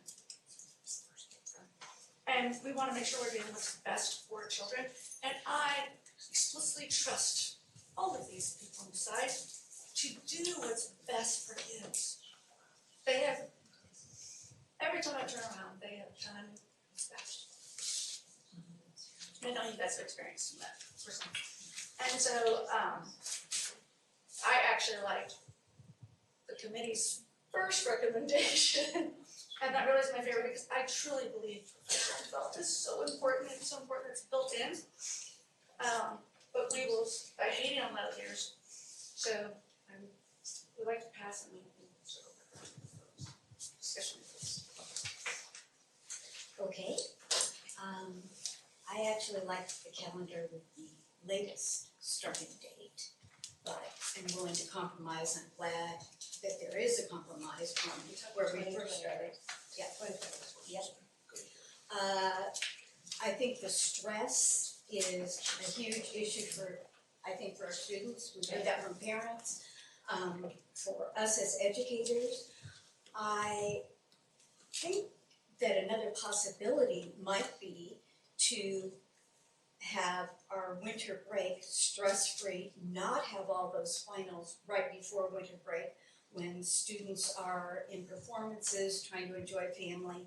Have the semesters stay more equal and just have a rule that there is no projects, no homework over that winter holiday. I think you can do that when people are in an ongoing course. If you're in an ongoing course and you're doing work, this is my opinion, experiencing my own children, they're going to do the work. It's the wrap up of the end of the semester that says, check, the work is done, there's nothing assigned. When there are things floating as assignments in the back of your mind, you're going to do work. The Stanford study is showing, that's why they're saying, the School of Education at Stanford stands by the idea that there was a crisp end, there's a final, teachers get a break, students get a break, and there's no assignments. There's not a pending book you're supposed to finish or a pending analysis of another poem or whatever it may be. They're not pending. It's when they're pending, they have this, the kids take it on because the pressures are there, whether we're doing our best to relieve some of the pressure. But this is societal, we're bouncing off universities that have pressure, we're bouncing off systems. So the crisp end is what these PhDs at Stanford School of Education are finding is a successful measure for kids' reduction of stress. All kids, not just AP, every kid in a semester system that wraps it up takes down their stress because they have nothing assigned. And then on top of that, from experiences, when you have a child, and again, it's kind of like, it's just some of the kids, right, but it's still some of our kids. When you have a child who's at risk behavior, when finals are over, parents, they don't need, they're just bandaging their kid to get them through finals, they're just holding on. When the finals are over, they take advantage of that 2-week period and they seek whatever that help is to help the child. And it might roll into the first 2 weeks of the next semester, and it's okay, I'm gonna work with the schools, it's fine. But if they're coming back, they have a time period off, they have whatever the at-risk behavior is, and however that's being managed or not at home, whatever all the parts of it that come out of there, right? Then you have, it's 2 weeks before finals start, and you've gotta hold that kid together through that whole period, and then get help, right? And so it was discussed in an off conversation with people that I was meeting with, and I've met with people who have lost their children, who really weren't in favor of this when it first came around, and were so in favor of now. But So, I wanna note that that is not- Dee makes a really good comment about performances and all that. That's I think that would have to be And adjusted. she was kind of starting giving her preference. Right, as far right, as- right. I wanna, Oh, I was just trying to give like, I know, oh, but then. sorry, I thought we had a discussion. Go ahead. Sorry. Yeah, 'cause of preference. Sorry, it's okay. No, thank you, and I loved, Peggy, all of your reasons, and Carol, you too. I think, I do worry about right before the holidays, all that stress. I know, for myself, even, we're all taking finals before the holiday, I was sick the whole holiday because, I was staying up late and I was stressed. And I, maybe I wasn't at the conference, so I'm trusting that maybe that's a better way to go. I see the imbalance of the 2 semesters as not good. I think that kids that are in hard classes and AP classes, I think they're still gonna do something over that break. They know what's coming. It isn't like there's nothing there. They have that AP test coming in May. But I know what you're saying, it is more of an ending, it's not ending the whole vacation. Oh, I should be writing that paper, or oh, I really should be reading that book, and that is very helpful. I'm very much in favor of the getting out early for all of the reasons that we have talked about. I think that the AP classes have so much to cover that there's no way to take away the stress, and there's no way to take away all the summer work. That's not gonna happen. So I guess all in all, I'm willing to compromise.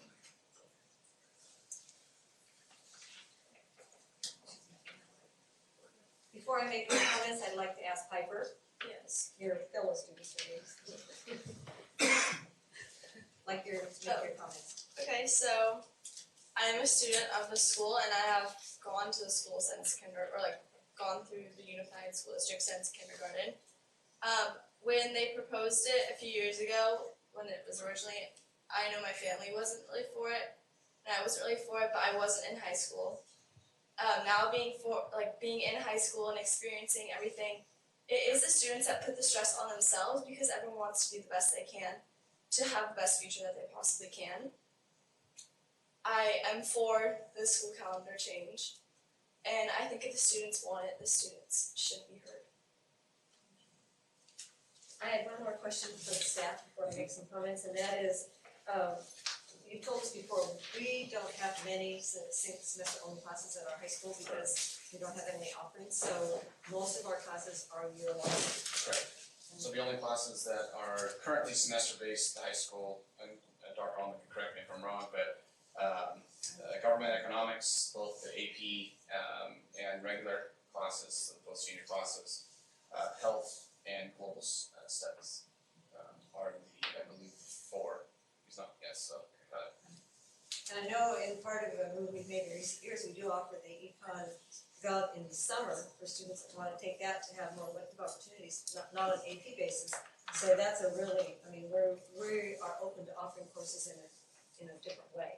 Right. And so the 80, I'm just looking at the 80/100 because in part of the discussions, we did seek input from the teachers of how teachers are waiting to hear what the decision is so they can adjust their curriculum as far as, since the majority teach the year-long class. Correct, and kind of piggyback on that, the AP teachers, we did survey the AP teachers to ask their input related to, you know, to what extent would they make adjustments to their summer assignments.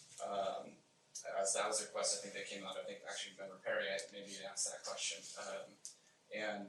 Results wise, all but two said that they would make adjustments, obviously very much dependent on what would happen related to the amount of time.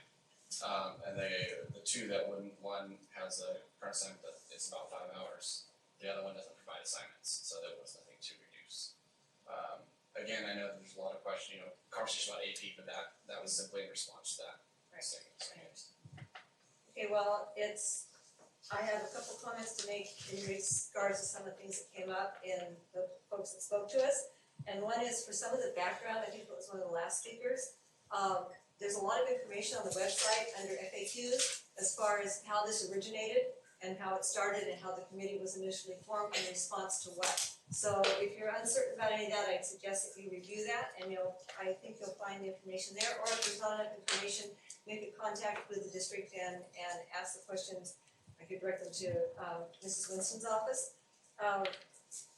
And just in a comment, I know that Mark Kellen, you referenced you've been here to speak to it before, but I think I would like to say that for what we're doing this time as opposed to 5 years ago, that's part of this process. We've allowed this process to be long and involved so that we keep adjusting it and making these suggestions, making these compromises, seeking more input. That's where the survey issue came up, that we were asked, we surveyed students the first time on summer employment, and that's all we surveyed on. So we were asked to expand that, we did that. Well, if we're gonna ask students, then we need to ask staff and we need to ask parents. So I appreciate that you keep coming back, and the reason is that we're making this a very long and thorough process, rather than just making a decision and saying to parents, okay, we decided to change it. Because in our community, we have a lot of involvement, and that would not have been acceptable, and nor would it have been acceptable to us.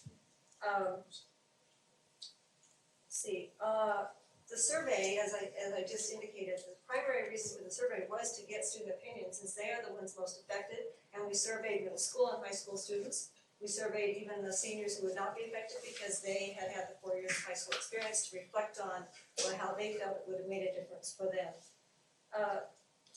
I think there's a bit of a misacceptance, that's probably not even a word, that it's all about scores, and that really was not discussed in the committee meetings. That was not a factor, because this district does do well, and I think you heard our students say they want to do well. So they're going to do well. I think the one student that left, Luke, is really eloquent. All of our students are eloquent. I think that really speaks to our families here and what we do in our school district. I'm always amazed when they speak to us because they are so adept at communicating their thoughts. But he said that, these things do make a difference.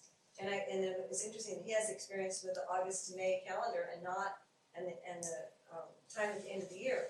But I really think that it really struck me when Sophie said that. I mean, we do want to listen to our students. That's why we decided to change. Well, actually, for me, since we're going back to when we had our students reps more involved and coming and giving us, their real input, and we wanted to return to that because we value their opinion. You listen to them tonight, you cannot possibly think that students don't know what they're talking about. They may not agree with their parents, they may not agree with us, but they certainly have a strong opinion, and they're right in there doing the work, and they know what they're, especially in this world, the 24/7 world, they know where they're expected to get to. That's right there a lot of pressure, and it may not even come from their own homes. Their parents may be trying to step it back, but boy, they can't escape it, and it's a really challenging world. So I just add that. For me, the overarching part for me when I went into the committee meetings, which I learned from others, was this, as Peggy calls it, a crisp winter break. But for me, for many years, it's been the end of the year concern. We have 4+ weeks after and the students addressed that. I mean, to me, that was perfect because I know it's been an issue here. We've tried to address it with senior projects when AP was more at a senior level, because AP is super expanded now. But what do they do that has value and meaning after they've completed the coursework and taken the test? And I know there were references earlier on. I'm sorry that it's a newer experience for Peggy. I know anytime we have a controversial issue, people, out of their passion comes anger, it gets directed at us. And we just, it's difficult, and I think this is your first go-around of experiencing that. It's tough to, and especially if it's people that you know, but it does happen. So, we just, you'll learn, you accept it. I volunteered for this. Because I always look at it as everyone has a good heart, they have their child at their heart, and that's what they're striving to do the best for that child. Sometimes it comes out. I'm asking for thoughtful debate, not Kindness, right? Yeah. Kindness, which we try to Thoughtful, impart to our factual students. debate. But that end of the year part has really been troubling. Earlier on, I know folks were talking about it'll be more expensive for us to have kids come back earlier to school. Well, our teachers are still contracted to teach to the end of the year. And after those AP tests and courses are done, they're looking for things to make that time meaningful. But they're all still being paid the same as the teachers who are still finishing coursework because it's not an AP class. That's a consideration. When we look at our fiscal responsibility, that's a consideration. And we can't just say, okay, your class is done, you can go. They're contracted to work to a certain time. So we have to evaluate all those things. That was really a big thing for me. And by doing this other, which came out as the priority of the committee, we will achieve partway that end result, because we won't have all those weeks after the testing is finished. But the overall thing, and a number of people spoke to it, the kids certainly realize it, we are responsible for all the students. And so it's very difficult for me when people say, oh, that's just 300 kids, you can't worry about them, because you've got all these other kids in K through 5. We have to worry about all the kids. And it is a long process as far as going from K to 12. And it does, I think I said that at the last meeting, the world does change, and when you haven't experienced it, you don't know what it's like. We had parents that reference it, Piper referenced it herself. Until you get there, you don't realize the impact that it has. And again, you want your children to experience everything they can experience. And so some of the things that Peggy addressed, those are the things that we want our students to be able to experience if they choose. And right now, there are a number of things that kids in Laguna are precluded from. And I would say the same thing's happening in Newport Mesa. We're the only 2 unified districts that are still at that starting point. So we want to open those opportunities to our kids. It's a lot of work and a challenge and a big responsibility to meet the needs of all the students. And they overlap, and I found myself just recently hearing a lot of input from some people we hadn't heard input from before, even people whose children will be brand new students in this district starting next year, not this year, but next year. That, okay, what if we had 2 separate calendars? I mentioned this at home and just about got laughed out of the house, like, okay, then you've got a whole other group of people that are gonna come forward and say, because it did come up at the committee, and there were right away, parents particularly said, oh, no, I don't want my kids on different schedules. So, but I use that as an example to say, I was thinking about this as I went to sleep last night. This is something that we don't take it lightly. It's a lot of thought, and we do listen to everybody's comments, and then it's our responsibility to end up making what we think is best for all the students in the district. And it's a challenge. So, you want now? And Victoria says, time to stop talking. Okay, we finished the public comment time, so there is not any more public comment at this meeting on this item. Can I just quickly ask why the 1 week option wasn't presented as you said you were There's gonna not do? public, you had your public comment. Because this isn't a compromise, we're actually starting later than the Excuse me. original. I give you your It's 15 answer, I'm days sorry. early, September 7th of 2020. Okay, so We're actually starting 15 days early, 13. Would you like me to clarify some of the? well, I could actually, I think that also that Mark Callum asked that question, because I know I was one of the ones that asked if we could have it just 5 days before. But Doesn't make sense for 80 days, we continually learn new things, even in this position. And so when I looked at that, I was looking at future calendars and I thought it would work out, but I wasn't going 80 days back. And because Labor Day moves around, then we were just looking at, that was my comment, the 5 days before Labor Day, but it doesn't work. So then I had to accept the fact that what I was asking for wasn't going to work. So that's I had that down here as a note to answer that question also. I don't know if anyone else on the You want line. Dr. Valori to address it though, or? Sure. Or Lisa? Right, so what we had received from board direction was to have a calendar that had 80 days, so first semester ended at winter break, with as least amount of days prior to the start Right. of Labor Day. So how could you accomplish that? So that's what was presented. The goal was to have the 80 days, and how close could you keep it to that Labor Day? So that was what was brought back. You couldn't have done it anyway else with the fact that Labor Day moves so late in the 2020-21 calendar. So. I learned that. Yeah, it's complicated. It's a moving calendar. It is. Yeah, let's talk about that. But it did give them August. Correct. Right. Correct. So I hear what you say, Peggy, but I feeling like you did, I would like to have it start as late as we could. So that's, even though those are the staggered weeks, that's a good term to use. Correct, staggered. I know can be problematic. Well, I was gonna ask, can you go over what finals look like in that stagger week? Because what I worry about is Oh, the how 2 that days affects are them. Version B. Yeah, how it affects them if they have, just what that looks like. That Monday, Tuesday is December, Of winter of break. winter break, what is the date? 21st, 22nd. So it would be end on the 22nd. So what final exams would traditionally be over the course of 3 days. They would be, they kind of stagger them a little bit depending, Joey Shaken said yes, I'll keep speaking until Shaken said no, but they traditionally go 2 periods a day over the course of those 3 days. So there would be, the students would have minimum days.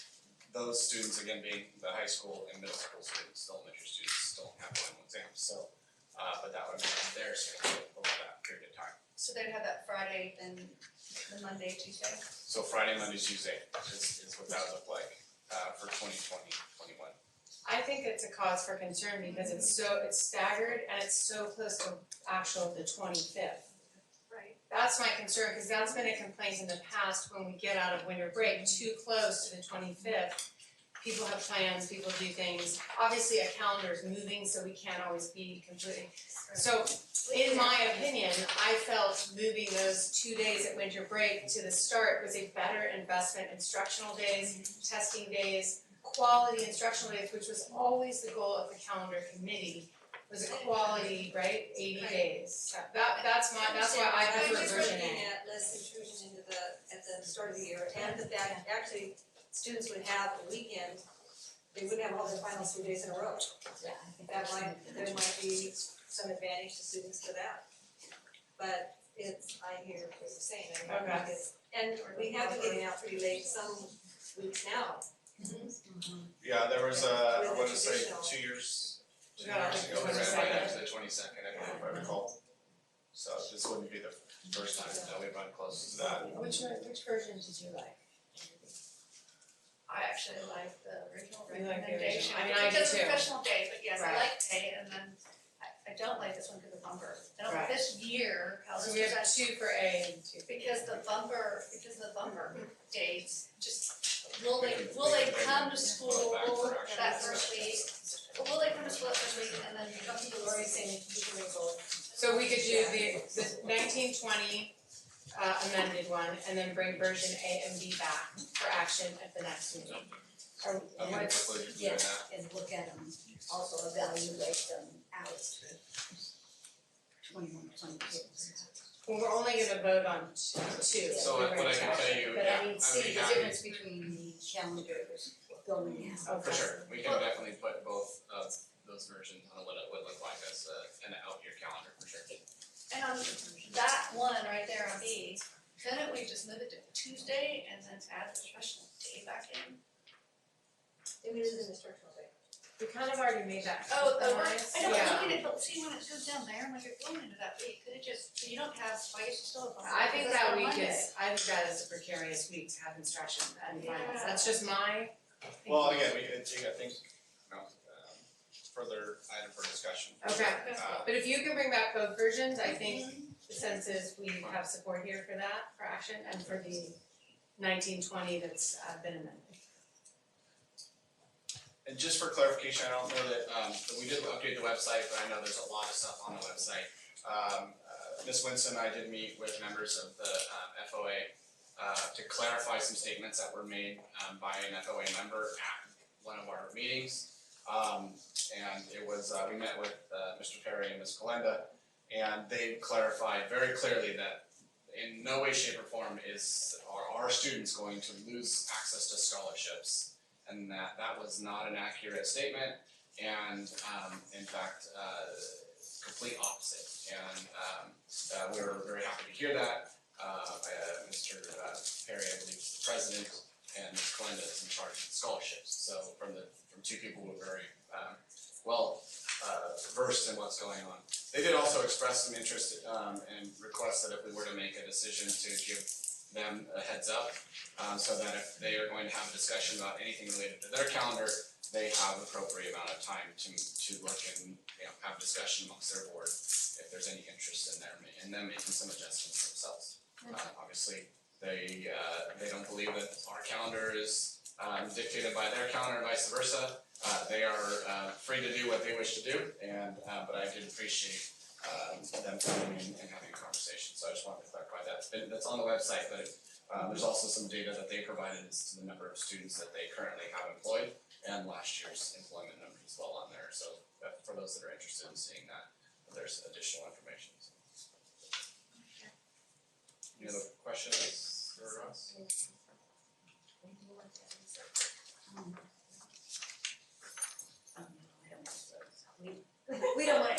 We don't wanna get into the February break. No. Okay. Because it didn't affect the priority any before. No, I mean on February 1. Oh. That was on the survey as a potential option, it Yeah. is not very highly Not rated. Okay. And just recall, of that winter break, 3 of them are holidays. So we would, So you'd only get 2 days. you'd only get. Create a buffer, another buffer. Yeah. Yes. Yeah, We have probably, 5 yeah. minutes to stretch, yeah, okay, thanks. Thank you. Okay. Here we go. Okay, now, we have our second information item, presentation of social emotional support services, overview and update. Dr. Zuko, Dr. Keller. Yes, I'd like to introduce Dr. Thank you, Dr. Keller, for coming up, and thank you to the student support specialist for being here as well. Good evening, President Vickers, esteemed members of the board, Dr. Valoria, cabinet, community members, thank you so much for being here tonight. Really excited to be here. It's the start of our second year in delivering more formalized social emotional support services, kindergarten through 12th grade, and I'm really happy to share out some of the highlights from last school year, and then have our student support specialists share some information about some of their work directly with students.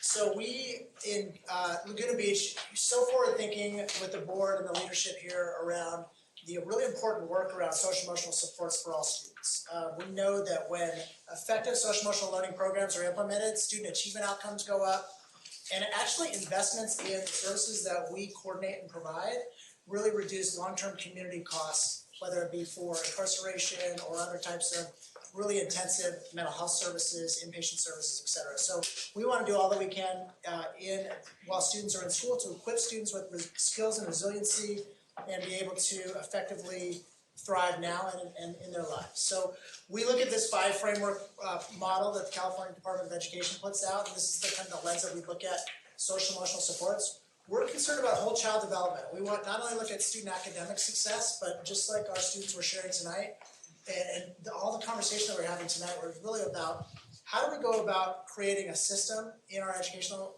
community that really supports the wellness of students. How do we equip them with skill building around specific goals that we have for kids that we know will help them now and in life.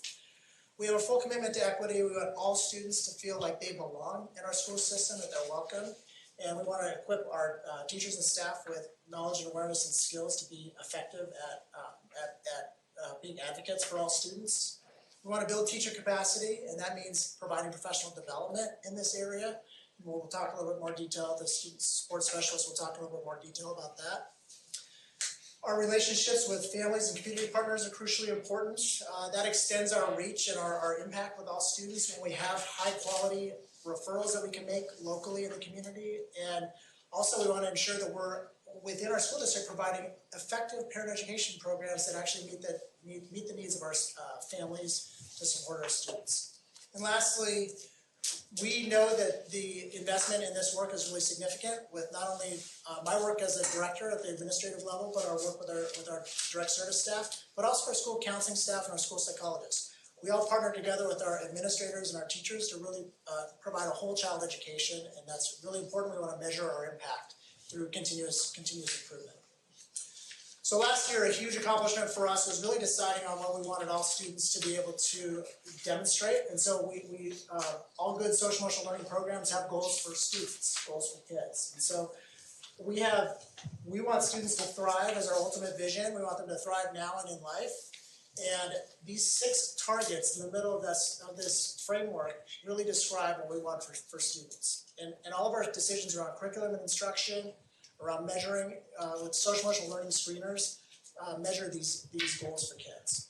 We want students to be self-aware, means knowing how their emotions impact their lives. We want them to be able to manage the intensity of those emotions and be able to have the skills to be able to manage their environment.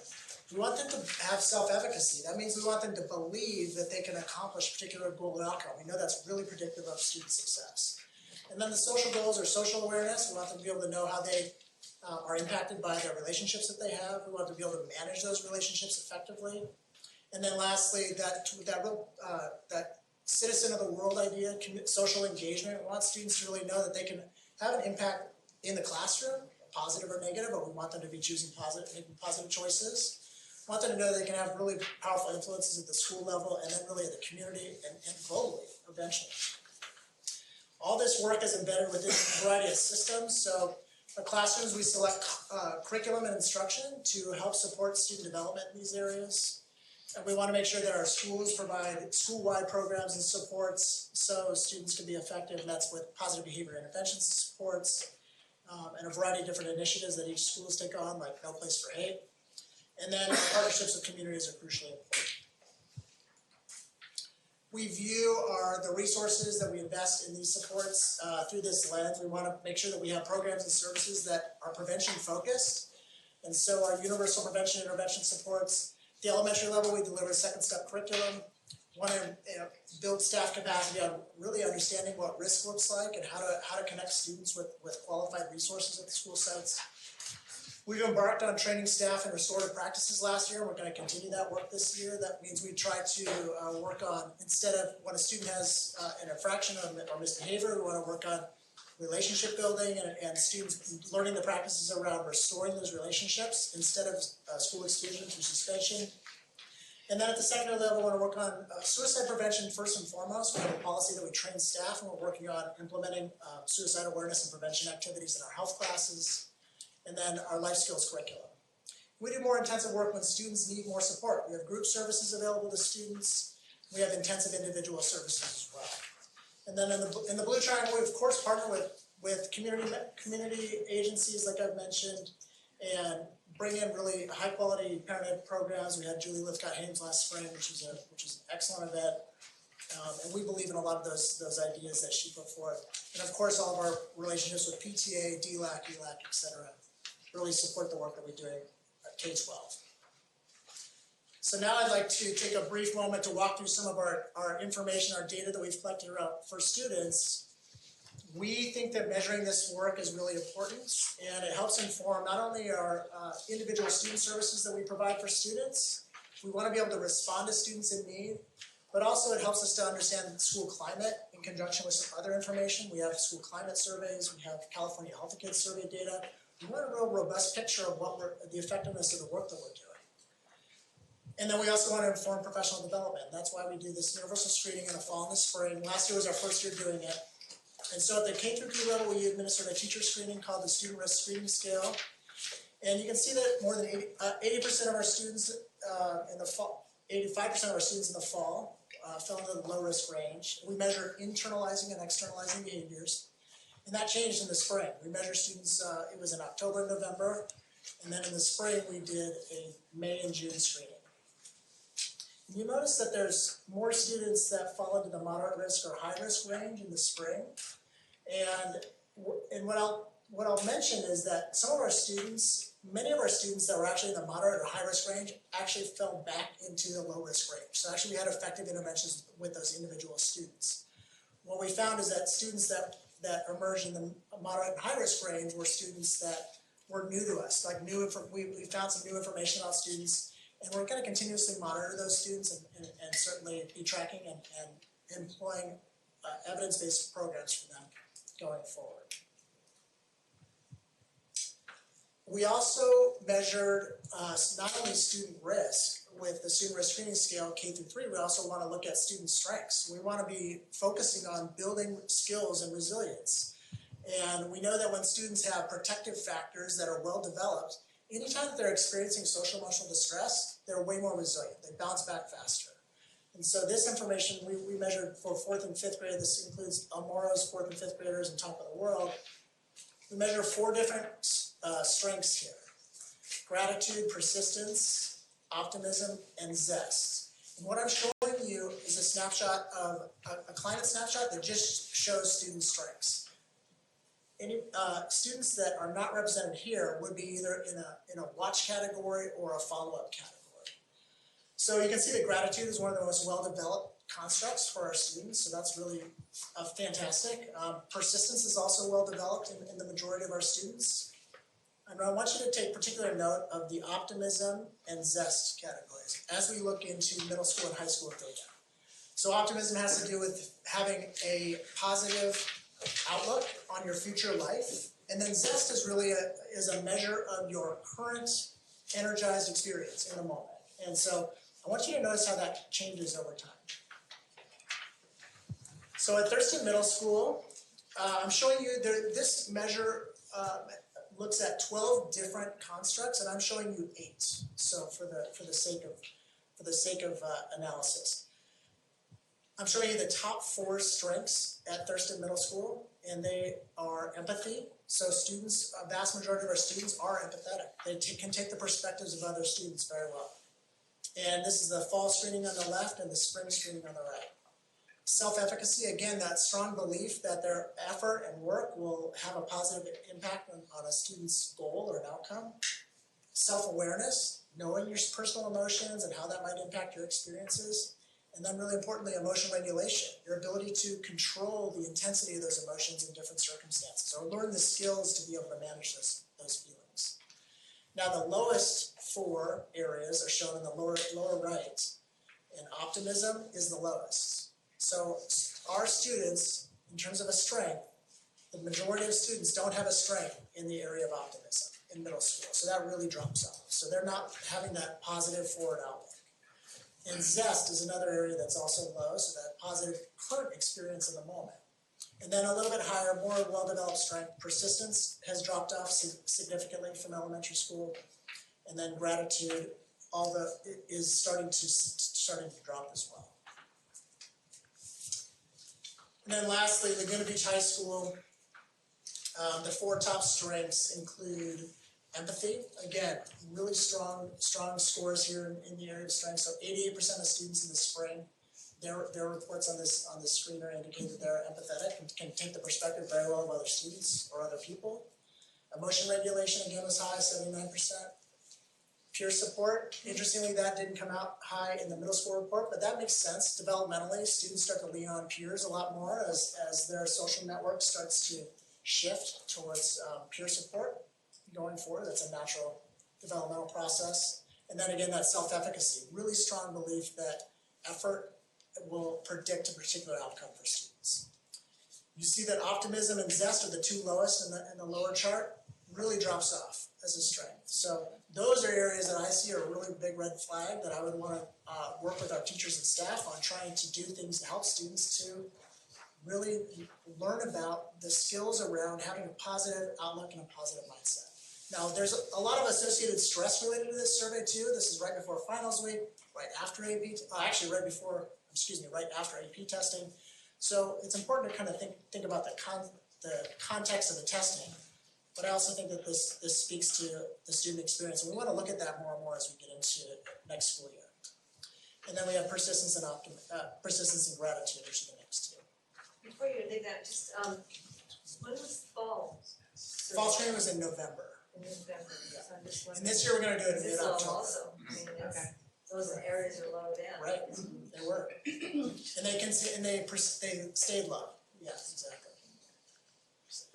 So I'd like to introduce our two student sports specialists, Miss Alex Aronson, who's at Laguna Beach High School, and Miss Ashley Blum, who's at Thurston Middle School. They also serve K-12 in the event of a crisis. They would be a crisis team member at the elementary level, so that's where they're currently housed, and they're gonna speak to you a little bit about their experiences with, briefly talk to you about their experiences and then a specific student experience.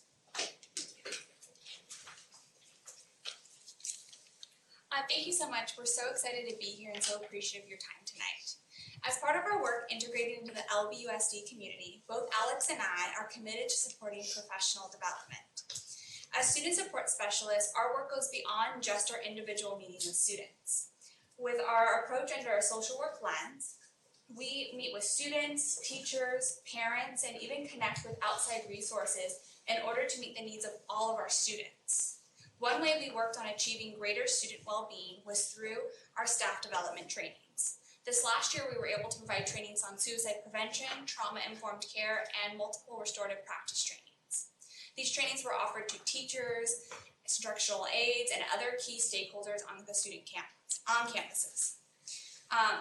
These presentations equip student personnel with new perspectives as well as warning signs to help support and connect our youth to qualified supports. Not only did Ashley and I work to immerse ourselves within the LBUSD community in our first year here, but a lot of our impact, I think, was seen in the work that we did with students and parents. So collectively, Ashley and I had 1,944 parent and student contacts last year alone. These contacts account for individual and group counseling sessions, student walk-ins, crisis interventions, collaborating and communicating with parents, and also all of our universal screener follow-ups. 54 of those contacts were specific to self-harm and suicide risk assessments. Given that large, high number of suicide risk assessments, Ashley and I also worked in collaboration with Dr. Keller to revise the Laguna Beach Unified Response Protocol. Although here we're kind of looking at numbers and data, Ashley and I truly view every student as unique and individual within this district. So we'd really like to share a student success story with you all from last year that gave meaning to our role here on campus. So at the beginning of last year, I began working with a student who was experiencing a lot of family dynamic conflicts and interpersonal struggles. As he was nearing the end of his senior year, he became extremely overwhelmed and reached a breaking point which caused him to leave campus without notifying anybody where he was going. As a first responder, I reached out to other support staff on my campus. I reached out to the students' parents and also to the Laguna Beach Police Department. Happy to say we were able to find the student and get him the support that he needed, and he was immediately placed into psychiatric care. Upon returning to school, we met as a support staff to initiate his re-entry meeting and see what supports were going to be needed to allow him to successfully finish out his senior year.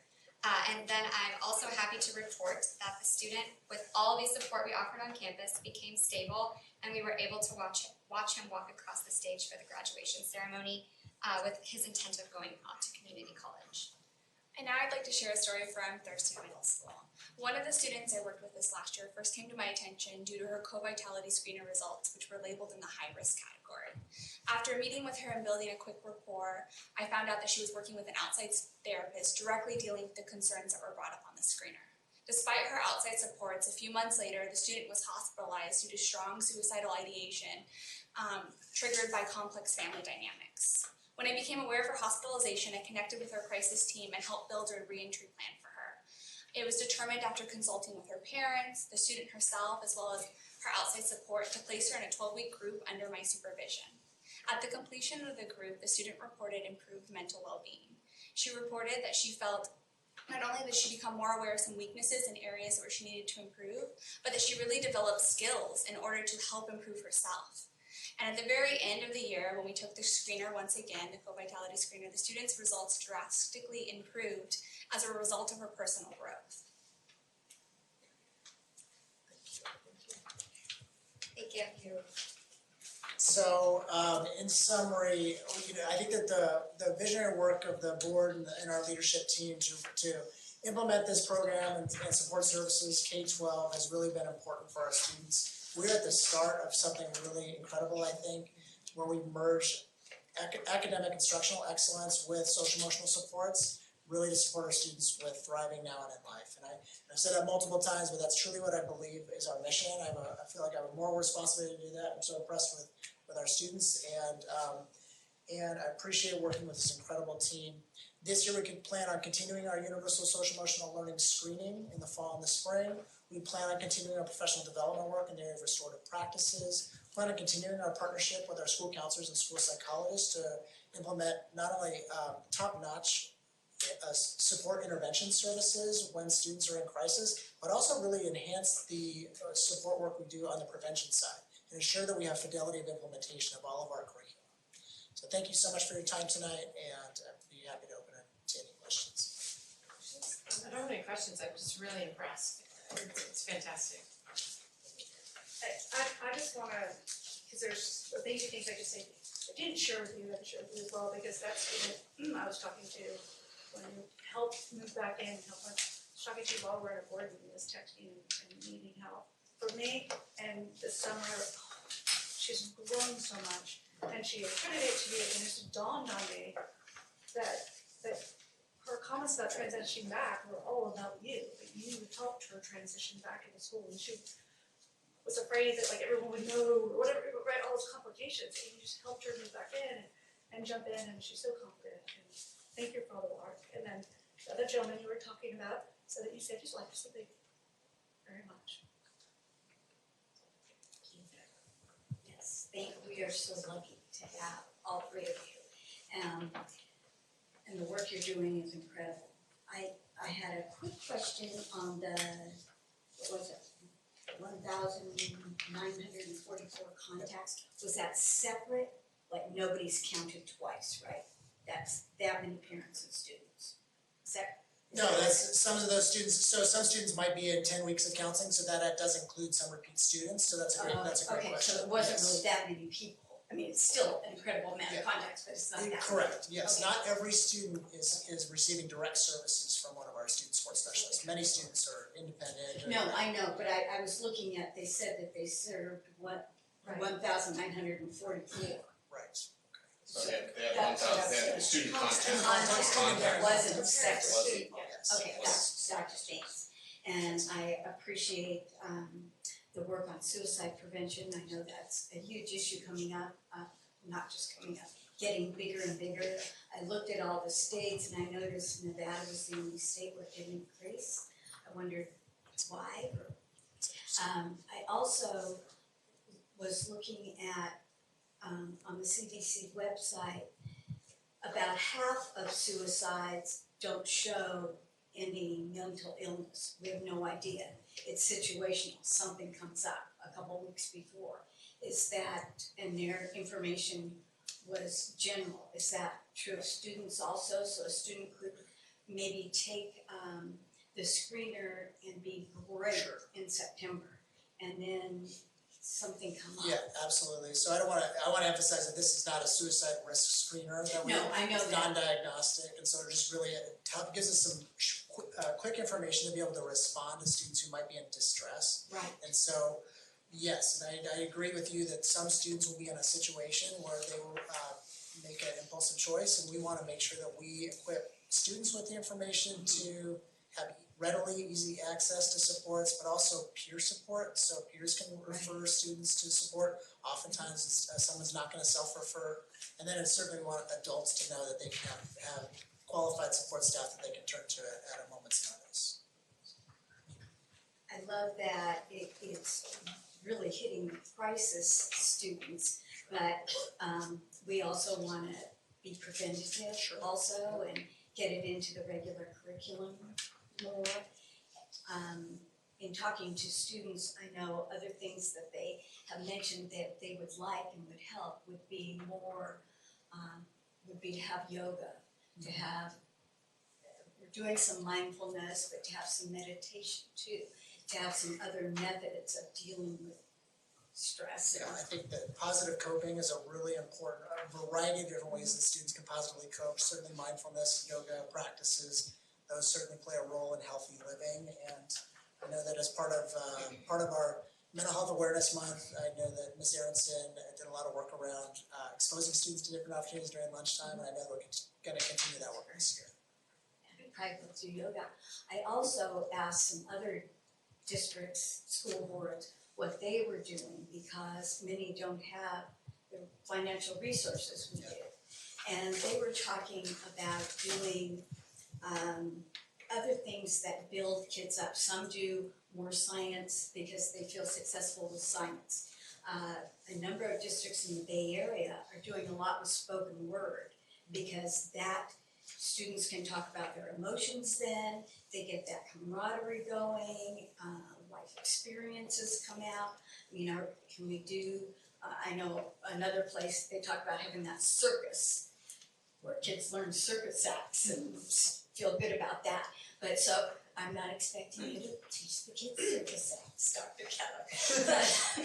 But are we exploring some other ways to You're help? hoping for trapeze. Is Yeah. that what's going on? So, Like you know, Submed. so much of the first responding and prevention work happens in the classroom. So teachers having positive student-child relationships is really that's the first stop. So we want to certainly equip teachers with all the skills to not only develop healthy relationships, really mentor relationships that reciprocally benefit both the child and the teacher, but also be able to connect students to qualified resources really quickly when needed, when they identify risk. So I think that partnership is really important, and obviously our administrative team really helps to guide the instructional work in that. So we support them, and then the additional capacity building around social emotional supports. Well, I would say, I almost think, and listen, Mike Morse, he created like the rooms, right? We haven't talked about Mike, we talked about one Mike, another Mike, but the rooms where some of the students just love to go into that room. Like I know they drop stuff in Sarah's room, right? And they wanna lay on her couch or whatever and take just a moment, or, you know, into Miss Honeycutt's room because the colors or what, right? But there are some of those rooms that are really soothing to them, or exciting, because they need kind of pop up, and they'll go find that and seek it. And at the high school level, that self-advocacy, right, is so important for them to be able to go find that person or that space they need to go find, and obviously teaching them along the way so they can be there. But all of those, I want to say surveys. Well, thank you very much. Okay, well, I appreciate you providing us this report on the first year. I think it was a big step for this district, and I do believe that now that people have become more aware, that they realize that it was such an important next step. Because we've been heading this way in this district with smaller steps and trying to provide those, you know, needs for students in social emotional. But now that we have a real focus on it, I think those contacts, whether they're repeated or not, really tell us that it was an area that we were not meeting the need in. And it's, you can say not talk about numbers, which is true, but we need to know those numbers because it tells us that there's a desperate need. And I noticed that with things that we had done for years, back, in the elementary schools, whatever, I'm trying to think what one of the first ones we called it, but we moved toward the MTSS when it became that more encompassing system. RTI, was it RTI? Because they were coming here from other districts to listen to our folks talk about what we were doing, and it's just, I think when you see those high scores in things, in empathy and gratitude, we reap the benefit of that. And so I'm hoping now, because that zest and optimism, that makes me sad. I mean, it makes me sad that thinking back, you know, that if you're in high school, you should have so much optimism for whatever. So we obviously have a lot of work to do. Well, we don't have a lot to do. You We guys. see it as a call to action, and I Yeah, think that we really want to work with our students to why, create what is experiences. causing them to feel that way? Maybe just the whole 24/7 world they live in, it's overwhelming, it is overwhelming, but I don't mean just that concept of overwhelming, but too much. I think that's one of the reasons, as we're looking for challenge success, is an opportunity for us to go and look at what other school districts are doing. What are the resources out there, what are the best practices out there to help kind of build that up. And I do believe that that'll be a really nice step for the high school in particular to take, you know. I appreciate all the staff and the principals and the work that they've been doing, from, you know, Jenny was doing Mindful Mondays, and you've had staff working on techniques. You have both the elementary schools have been working on grit and perseverance. I know Mike had a theme every month, and Chris was doing United Act of Kindness. I mean, everybody's been working really hard on these things, but what we never did very well was measure the impact of those things. And now we have a measure, and now we see we have areas for growth and improvement. So while we can continue to do the great things we're doing, now we can kind of focus the light a little bit on some areas that we see as issues, and that's where our students will come in as well. I think will be great to have that opportunity to talk with our students. And that's why, again, Challenge Success I think will be helpful to elicit that conversation about, so why is it that we are not able to live in the moment? And the truth is, they're not living in the moment because they're worried about what's coming next. And they're looking out to that college, and they know and they hear it, and that's what they have to do. So we're not going to be able to change some of those behaviors because that's the current state of things. However, there are things that we can do to help them be proactive and help them understand the context and help them understand how to cope with it and what are the resources that they have at their disposal, including staff that we have, but also fellow students.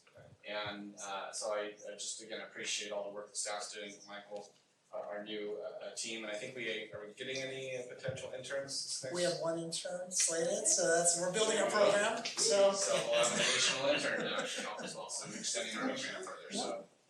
More than The well-balanced student, if you look at, we provide our students so much information, and what you're saying is looking to the future. So you sometimes think, well, they're gonna look at things that they would love to do as a career, then we provide them information of like what they could earn at that career, and then they say, oh, well, gee, I can't do that, I really love that, but I'll never make enough money to be able to buy a house. So then that's pressure, and it's like you think, I'm a junior in high school, it's like, it's all over. I'm gonna have to do something I hate because I need to, have a higher earning level, so that's the kind of thing I think is tough.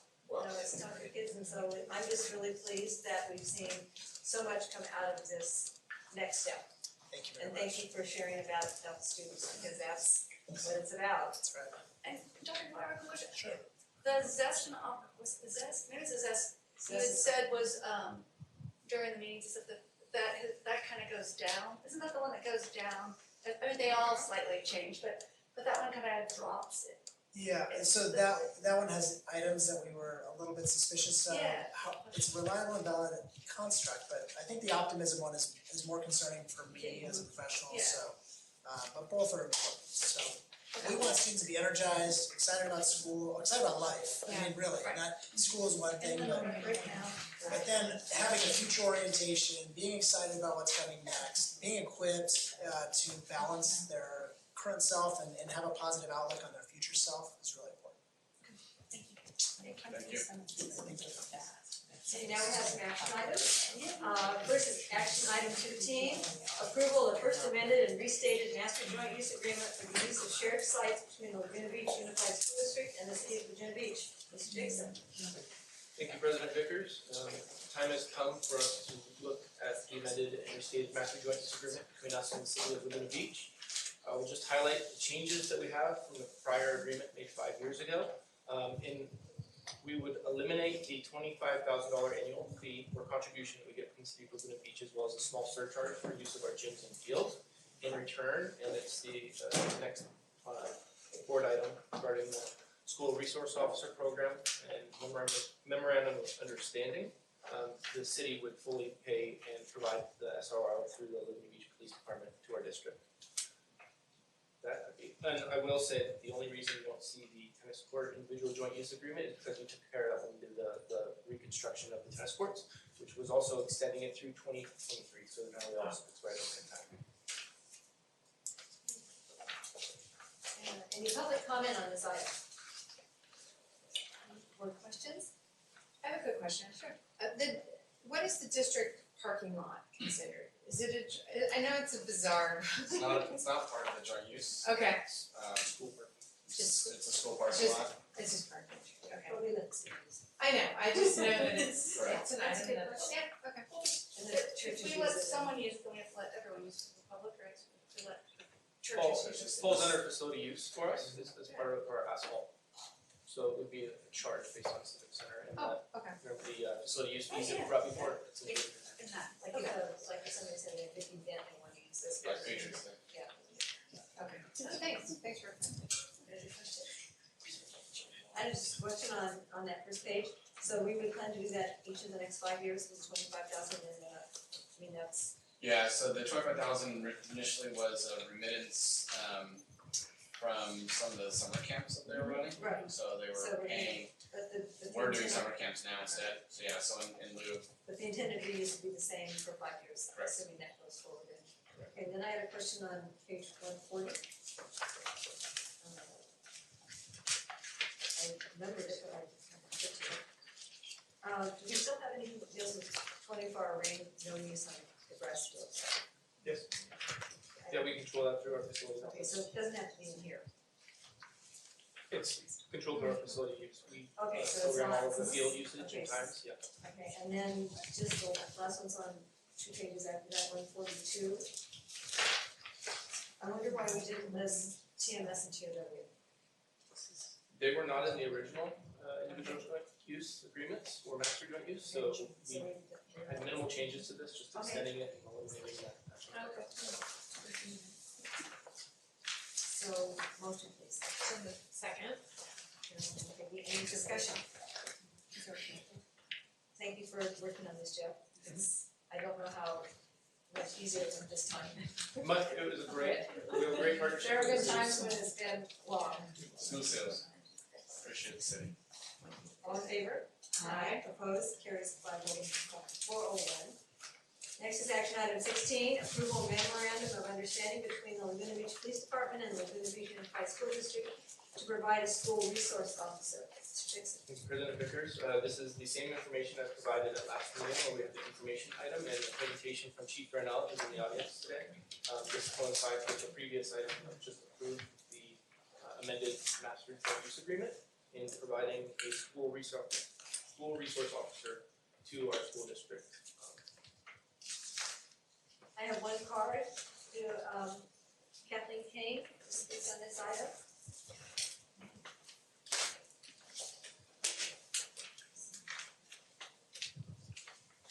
No, I'd be here for 3 hours. Sorry. Anyway, the first thing I wanted to say is that I live on Manzanita, and so we have a lot of the overflow parking in our neighborhood. So we see a lot of students that probably are out of sight to all of you. Manzanita is an S-shaped street with 2 blind curves, and we have kids going around it at a pretty high speed. And I just think it would be really great to have some kind of an adult that could kind of oversee or overlook some of the activity outside of the school grounds. And the reason why I'm saying that is because there's a preschool on one of the blind curves. And we live on the street and don't really want to get run over. We've told kids to slow down. They've told us what they thought of that recommendation. And I'm really not a grouchy old lady. I raised 3 children. I have 5 grandchildren. I know what kids do, but there are some mistakes that you make that you just can't take back. And I'd like to see that avoided. The real reason that I came here tonight, I came for 2 reasons. And one of them is that our property borders the pool property. And over the years, there's been lots of issues. And when Jeff Dixon came on board, I started dealing with Jeff. Jeff is wonderful in every aspect. So not only is he great to deal with, but he follows through and gets it done. Jeff even gave me his cell number. That's really going out on a limb. But I told him I'll never call him after 9 o'clock at night. But there's just some things that can't get taken care of or don't come up until after school hours.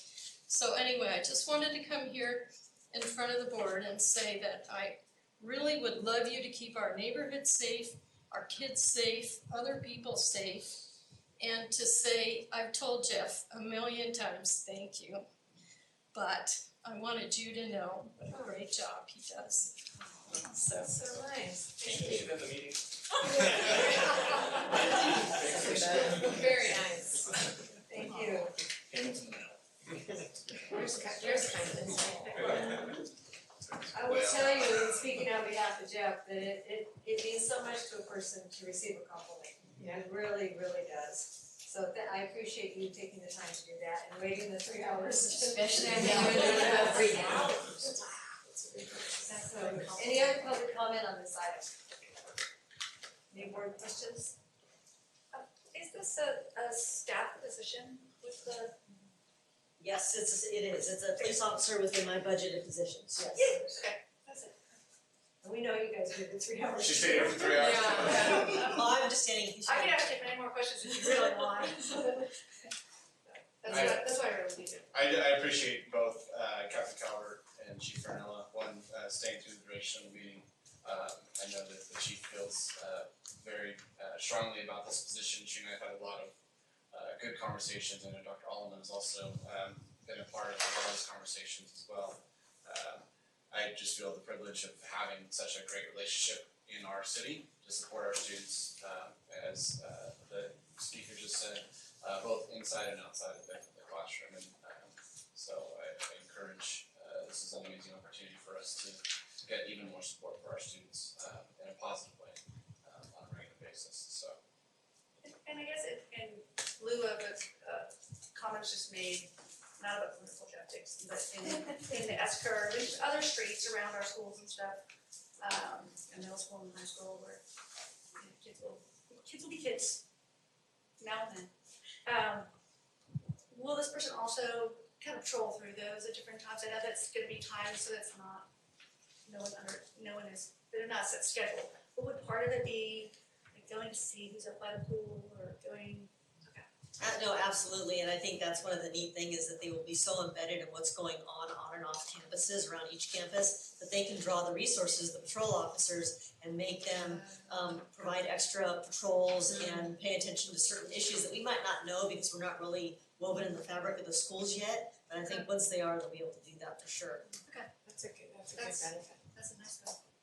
It can become conversational also, at times when it comes up, so that just, because sometimes students aren't aware yet of the overall impact. Yeah, they're learning. It could also be short street, St. Anne's and listen. The Burger works our parking lot at lunchtime. There's also, don't come out at lunchtime, right? Any other questions? So motion please? Second. Any discussion, further discussion? All in favor? Aye. Opposed? Carries 401. And thank you so much. If I can just give kudos to Dr.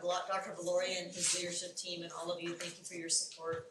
I'm really looking forward to this year. It's gonna be exciting to see how we measure the success. And Jan, last time you said, look at the expected outcomes. So I think that's what I'm gonna have the SRO do, working with the team, is what are our expected outcomes? Because to quantify that, sometimes it's hard. It's more of a qualitative result we're looking for. So thank you so much. I'm really looking forward to it. Thank you. Thank you for staying too. Thank you. Thanks. Action item 17, approval of resolution number 18-06, establish interfund transfers of $500,000 from the general fund to the special reserve for non-capital outlay fund for 2018-19. Thank you, President Vickers. We are recommending to the board to transfer $500,000 from our general fund into Fund 17, a basic aid differential. It's because we've set to enhance our fiscal strength, we take advantage of the good times and we put money away so that the bad times you have it. With this approval, it will be reflected in the first annual report, also in your ending fund balance. We bring back on the actuals for you. Any public comment? Or questions? Motion? Second. Any discussion? Okay. Thank you. It's important to keep adding when you can. All in favor? No. Aye. No. Roll call. Mrs. Vickers? Yes. Mrs. Carey? Yes. Mrs. Normandin? Yes. Mrs. Wolf? Yes. What would I do without you?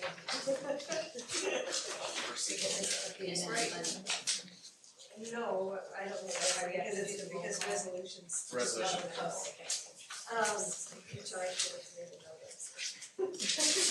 Action item 18, approval of independent contract with Vernon Benefit Insurance Services to provide consulting and brokerage support for district employees' health benefits for October 1, 2018 through September 30th, 2019 with a not to exceed amount of $60,000. Thank you. This is an annual contract with Burnham. We've used them for the last 2 years.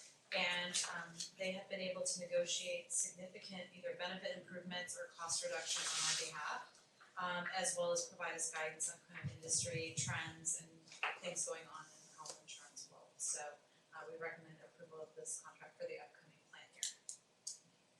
Public comment? Questions, board questions? Motion? Second? Any discussion? It's just great that they've been able to cut gas, really, other than years when it went way up. All in favor? Aye. Opposed? Carries 401. Action item 19, approval for purchase of TechSmart coding and computer science pilot for elementary school level in an amount not to exceed $17,000. Dr. Depot. Thank you. I'd like to acknowledge Mr. Morrison and his effort to support our district. We recommend a pilot with TechSmart coding to support our elementary schools to have a uniform computer science curriculum. Public comment? Questions from the board? Motion? Second? Any discussion? Thank you. That sounds really exciting. That's awesome. Yeah. Very exciting. And the training at the elementary level, right? Yes. Okay. All in favor? Aye. Opposed? Carries 401. And our last item, item 20, board member requests, item future meetings, requests for information or general comments. I attended the Challenge Success Leadership Seminar. It was really informative, and I think it's a place where they're thinking outside the box and challenging how things are run. And so I'm really excited for the high school communication challenge success. So thank you for sending me, it was really informational. That's all I have. Thank you for sending me as well, it's very informational, and it's nice to get to spend time with people. You know, maybe not colored. No, I think We're besties now. We're besties. Just I kidding. think it's on the website, but I don't know. So, this is some of the information that was, shared, and I think you could pass it down to Victoria, and maybe she can share this back out. But I love PDF because I can't think of Adobe now without thinking of Playtime Downtown Family Time. And that we're supposed to do it in front of our children and model it, not like when they're not there. Doesn't count, right? And I don't know why it's such a shock for me, as a personal shock for me, but outside of that personal side, the forward thinking, and I have to stop, still. The forward thinking of the group and the people that were there, the excitement. It was awesome. It was really amazing. You guys they're just gonna enjoy it and outcomes of it. And so if you wanna give us a sheet of books, and I have an extra book. And so I don't know if you got the books, right? She guys already get the books? we got. I ordered them, but you can give it to me and I'll put it in. Yeah, I gave them my extra book. I gave them mine. No, I'm totally joking. Mine, this is the one. Yes, ma'am. Right. Yeah, mine has so many sticky notes in it, and I don't know, it's just, right? Probably gives another. It's awesome. And so the one thing that really, really stood to me in the seminar, which was like one of those aha moments, is when you go to the DMV to take your test to drive, you have to pass it, you have to master it. And you stick with it until you master it. And education doesn't want that. And they wanna change that. Mastery.org, let's change it, but they're like, that's the extreme. They wanna find the compromise of doing that. And it was just, when it sparked in people's conversations and stuff, it was amazing, but of all the things they talked about, that probably for me had the biggest aha of how, because the teachers reacted with that's what they want too, right? And I don't think I realized that part. And so, right, I kind of, the testing, going to the test, I thought that's what's important for them, but they really want the kids to master the fundamentals. So it was, thank you for sending us. And then I have one other thing, I would love it if it was, with my fellow board members are in agreement, if Jeff or staff could provide us an update on the visual arts program and the investment we would make into it. Because we've talked about stuff and we never really got like maybe a little presentation with something small and just. Explain that again, it's But the visual investment we arts. put into visual and performing arts, what we, Okay.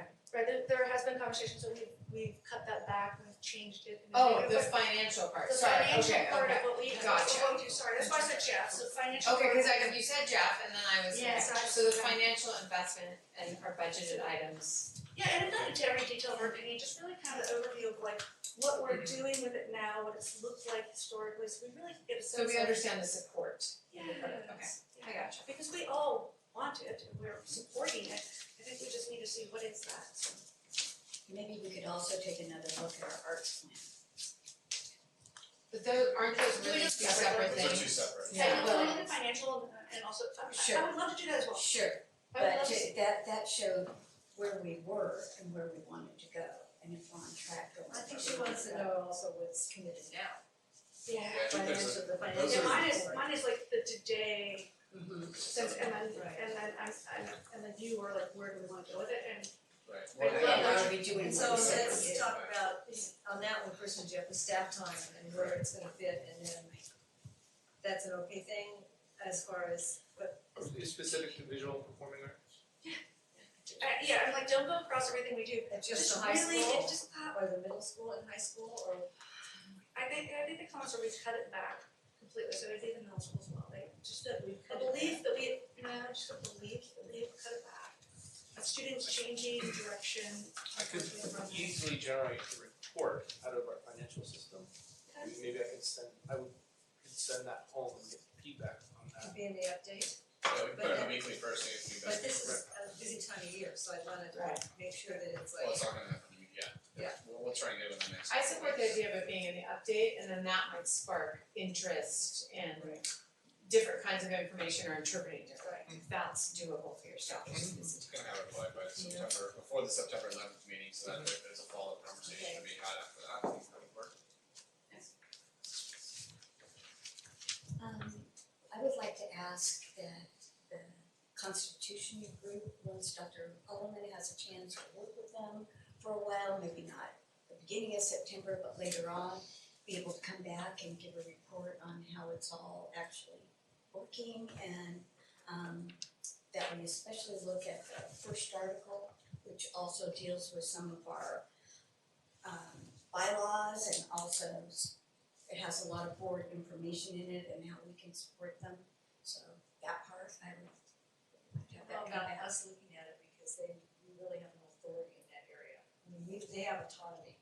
So I think that between Dr. Allman and the students, when they need to, if they'd like to come and present to us, then they need to decide when that works. But When they make but decisions. we're not going to discuss it, because that's, Even the parts that the board is included in. but we don't participate in But some of the parts of the Constitution are also in our policies, in our bylaws, the rights of the students. Right, but we recognize the rights of the students. I'm not clear on. I think for clarity, I'd have to see it to have a better understanding of the application and then, Okay. and then, but I'll be I happy to think, bring I it. think the general idea is that we all understand the rights of the students, and that isn't just slapped away.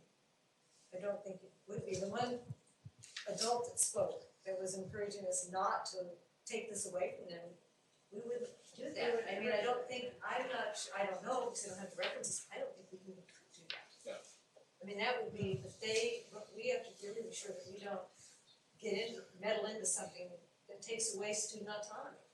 No, I'm not saying that we should, So I'm I just saying think that what we should Dr. support Lori's saying that. is, let's see whatever you're referencing it. Well, maybe when you have a chance to look at the student constitution. I haven't seen it draft it up, it was just mentioned, both students, happy to look at it and, see what those crossovers are, what they actually pertain to. Some of it just may be a reflection of ed code and just be a, reminder of ed code that in fact, here's what students' rights are and so on and so forth, so I'll be happy to look at it and I can bring it back to the conversation at some point. Right, and if I heard correctly on this, I really heard that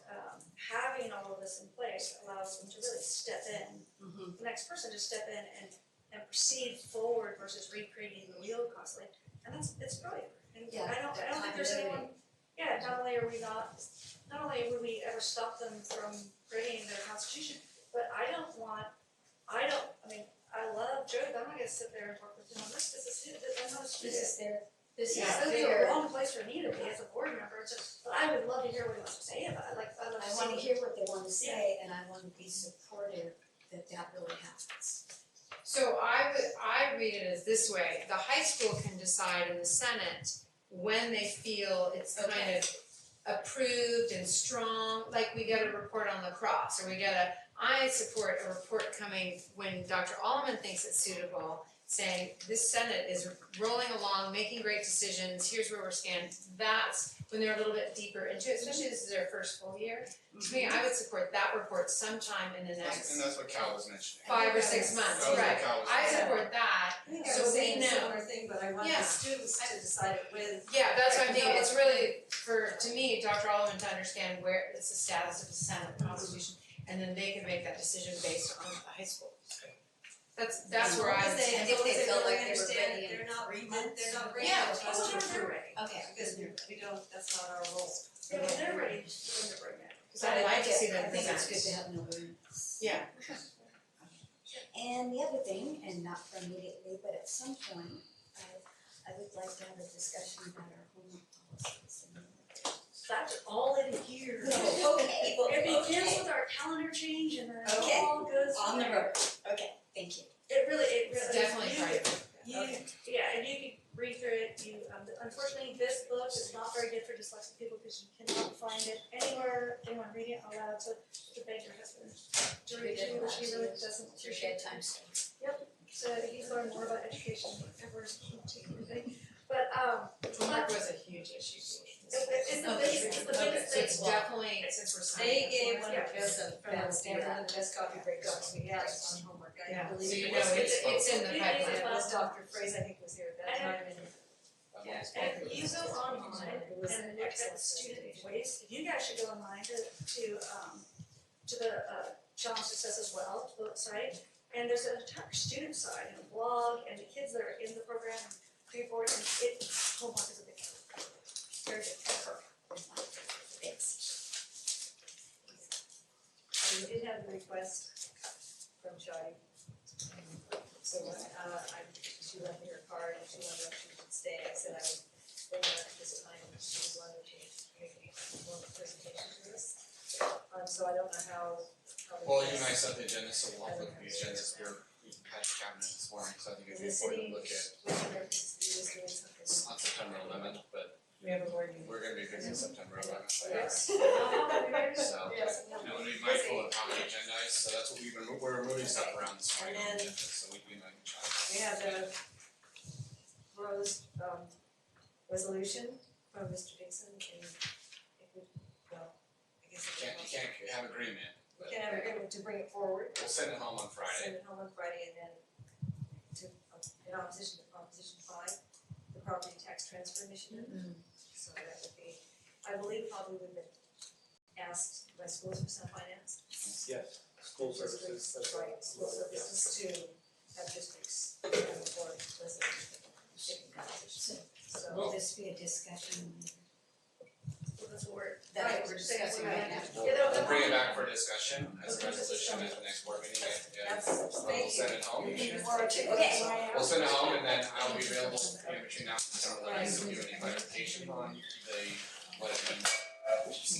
Off we go.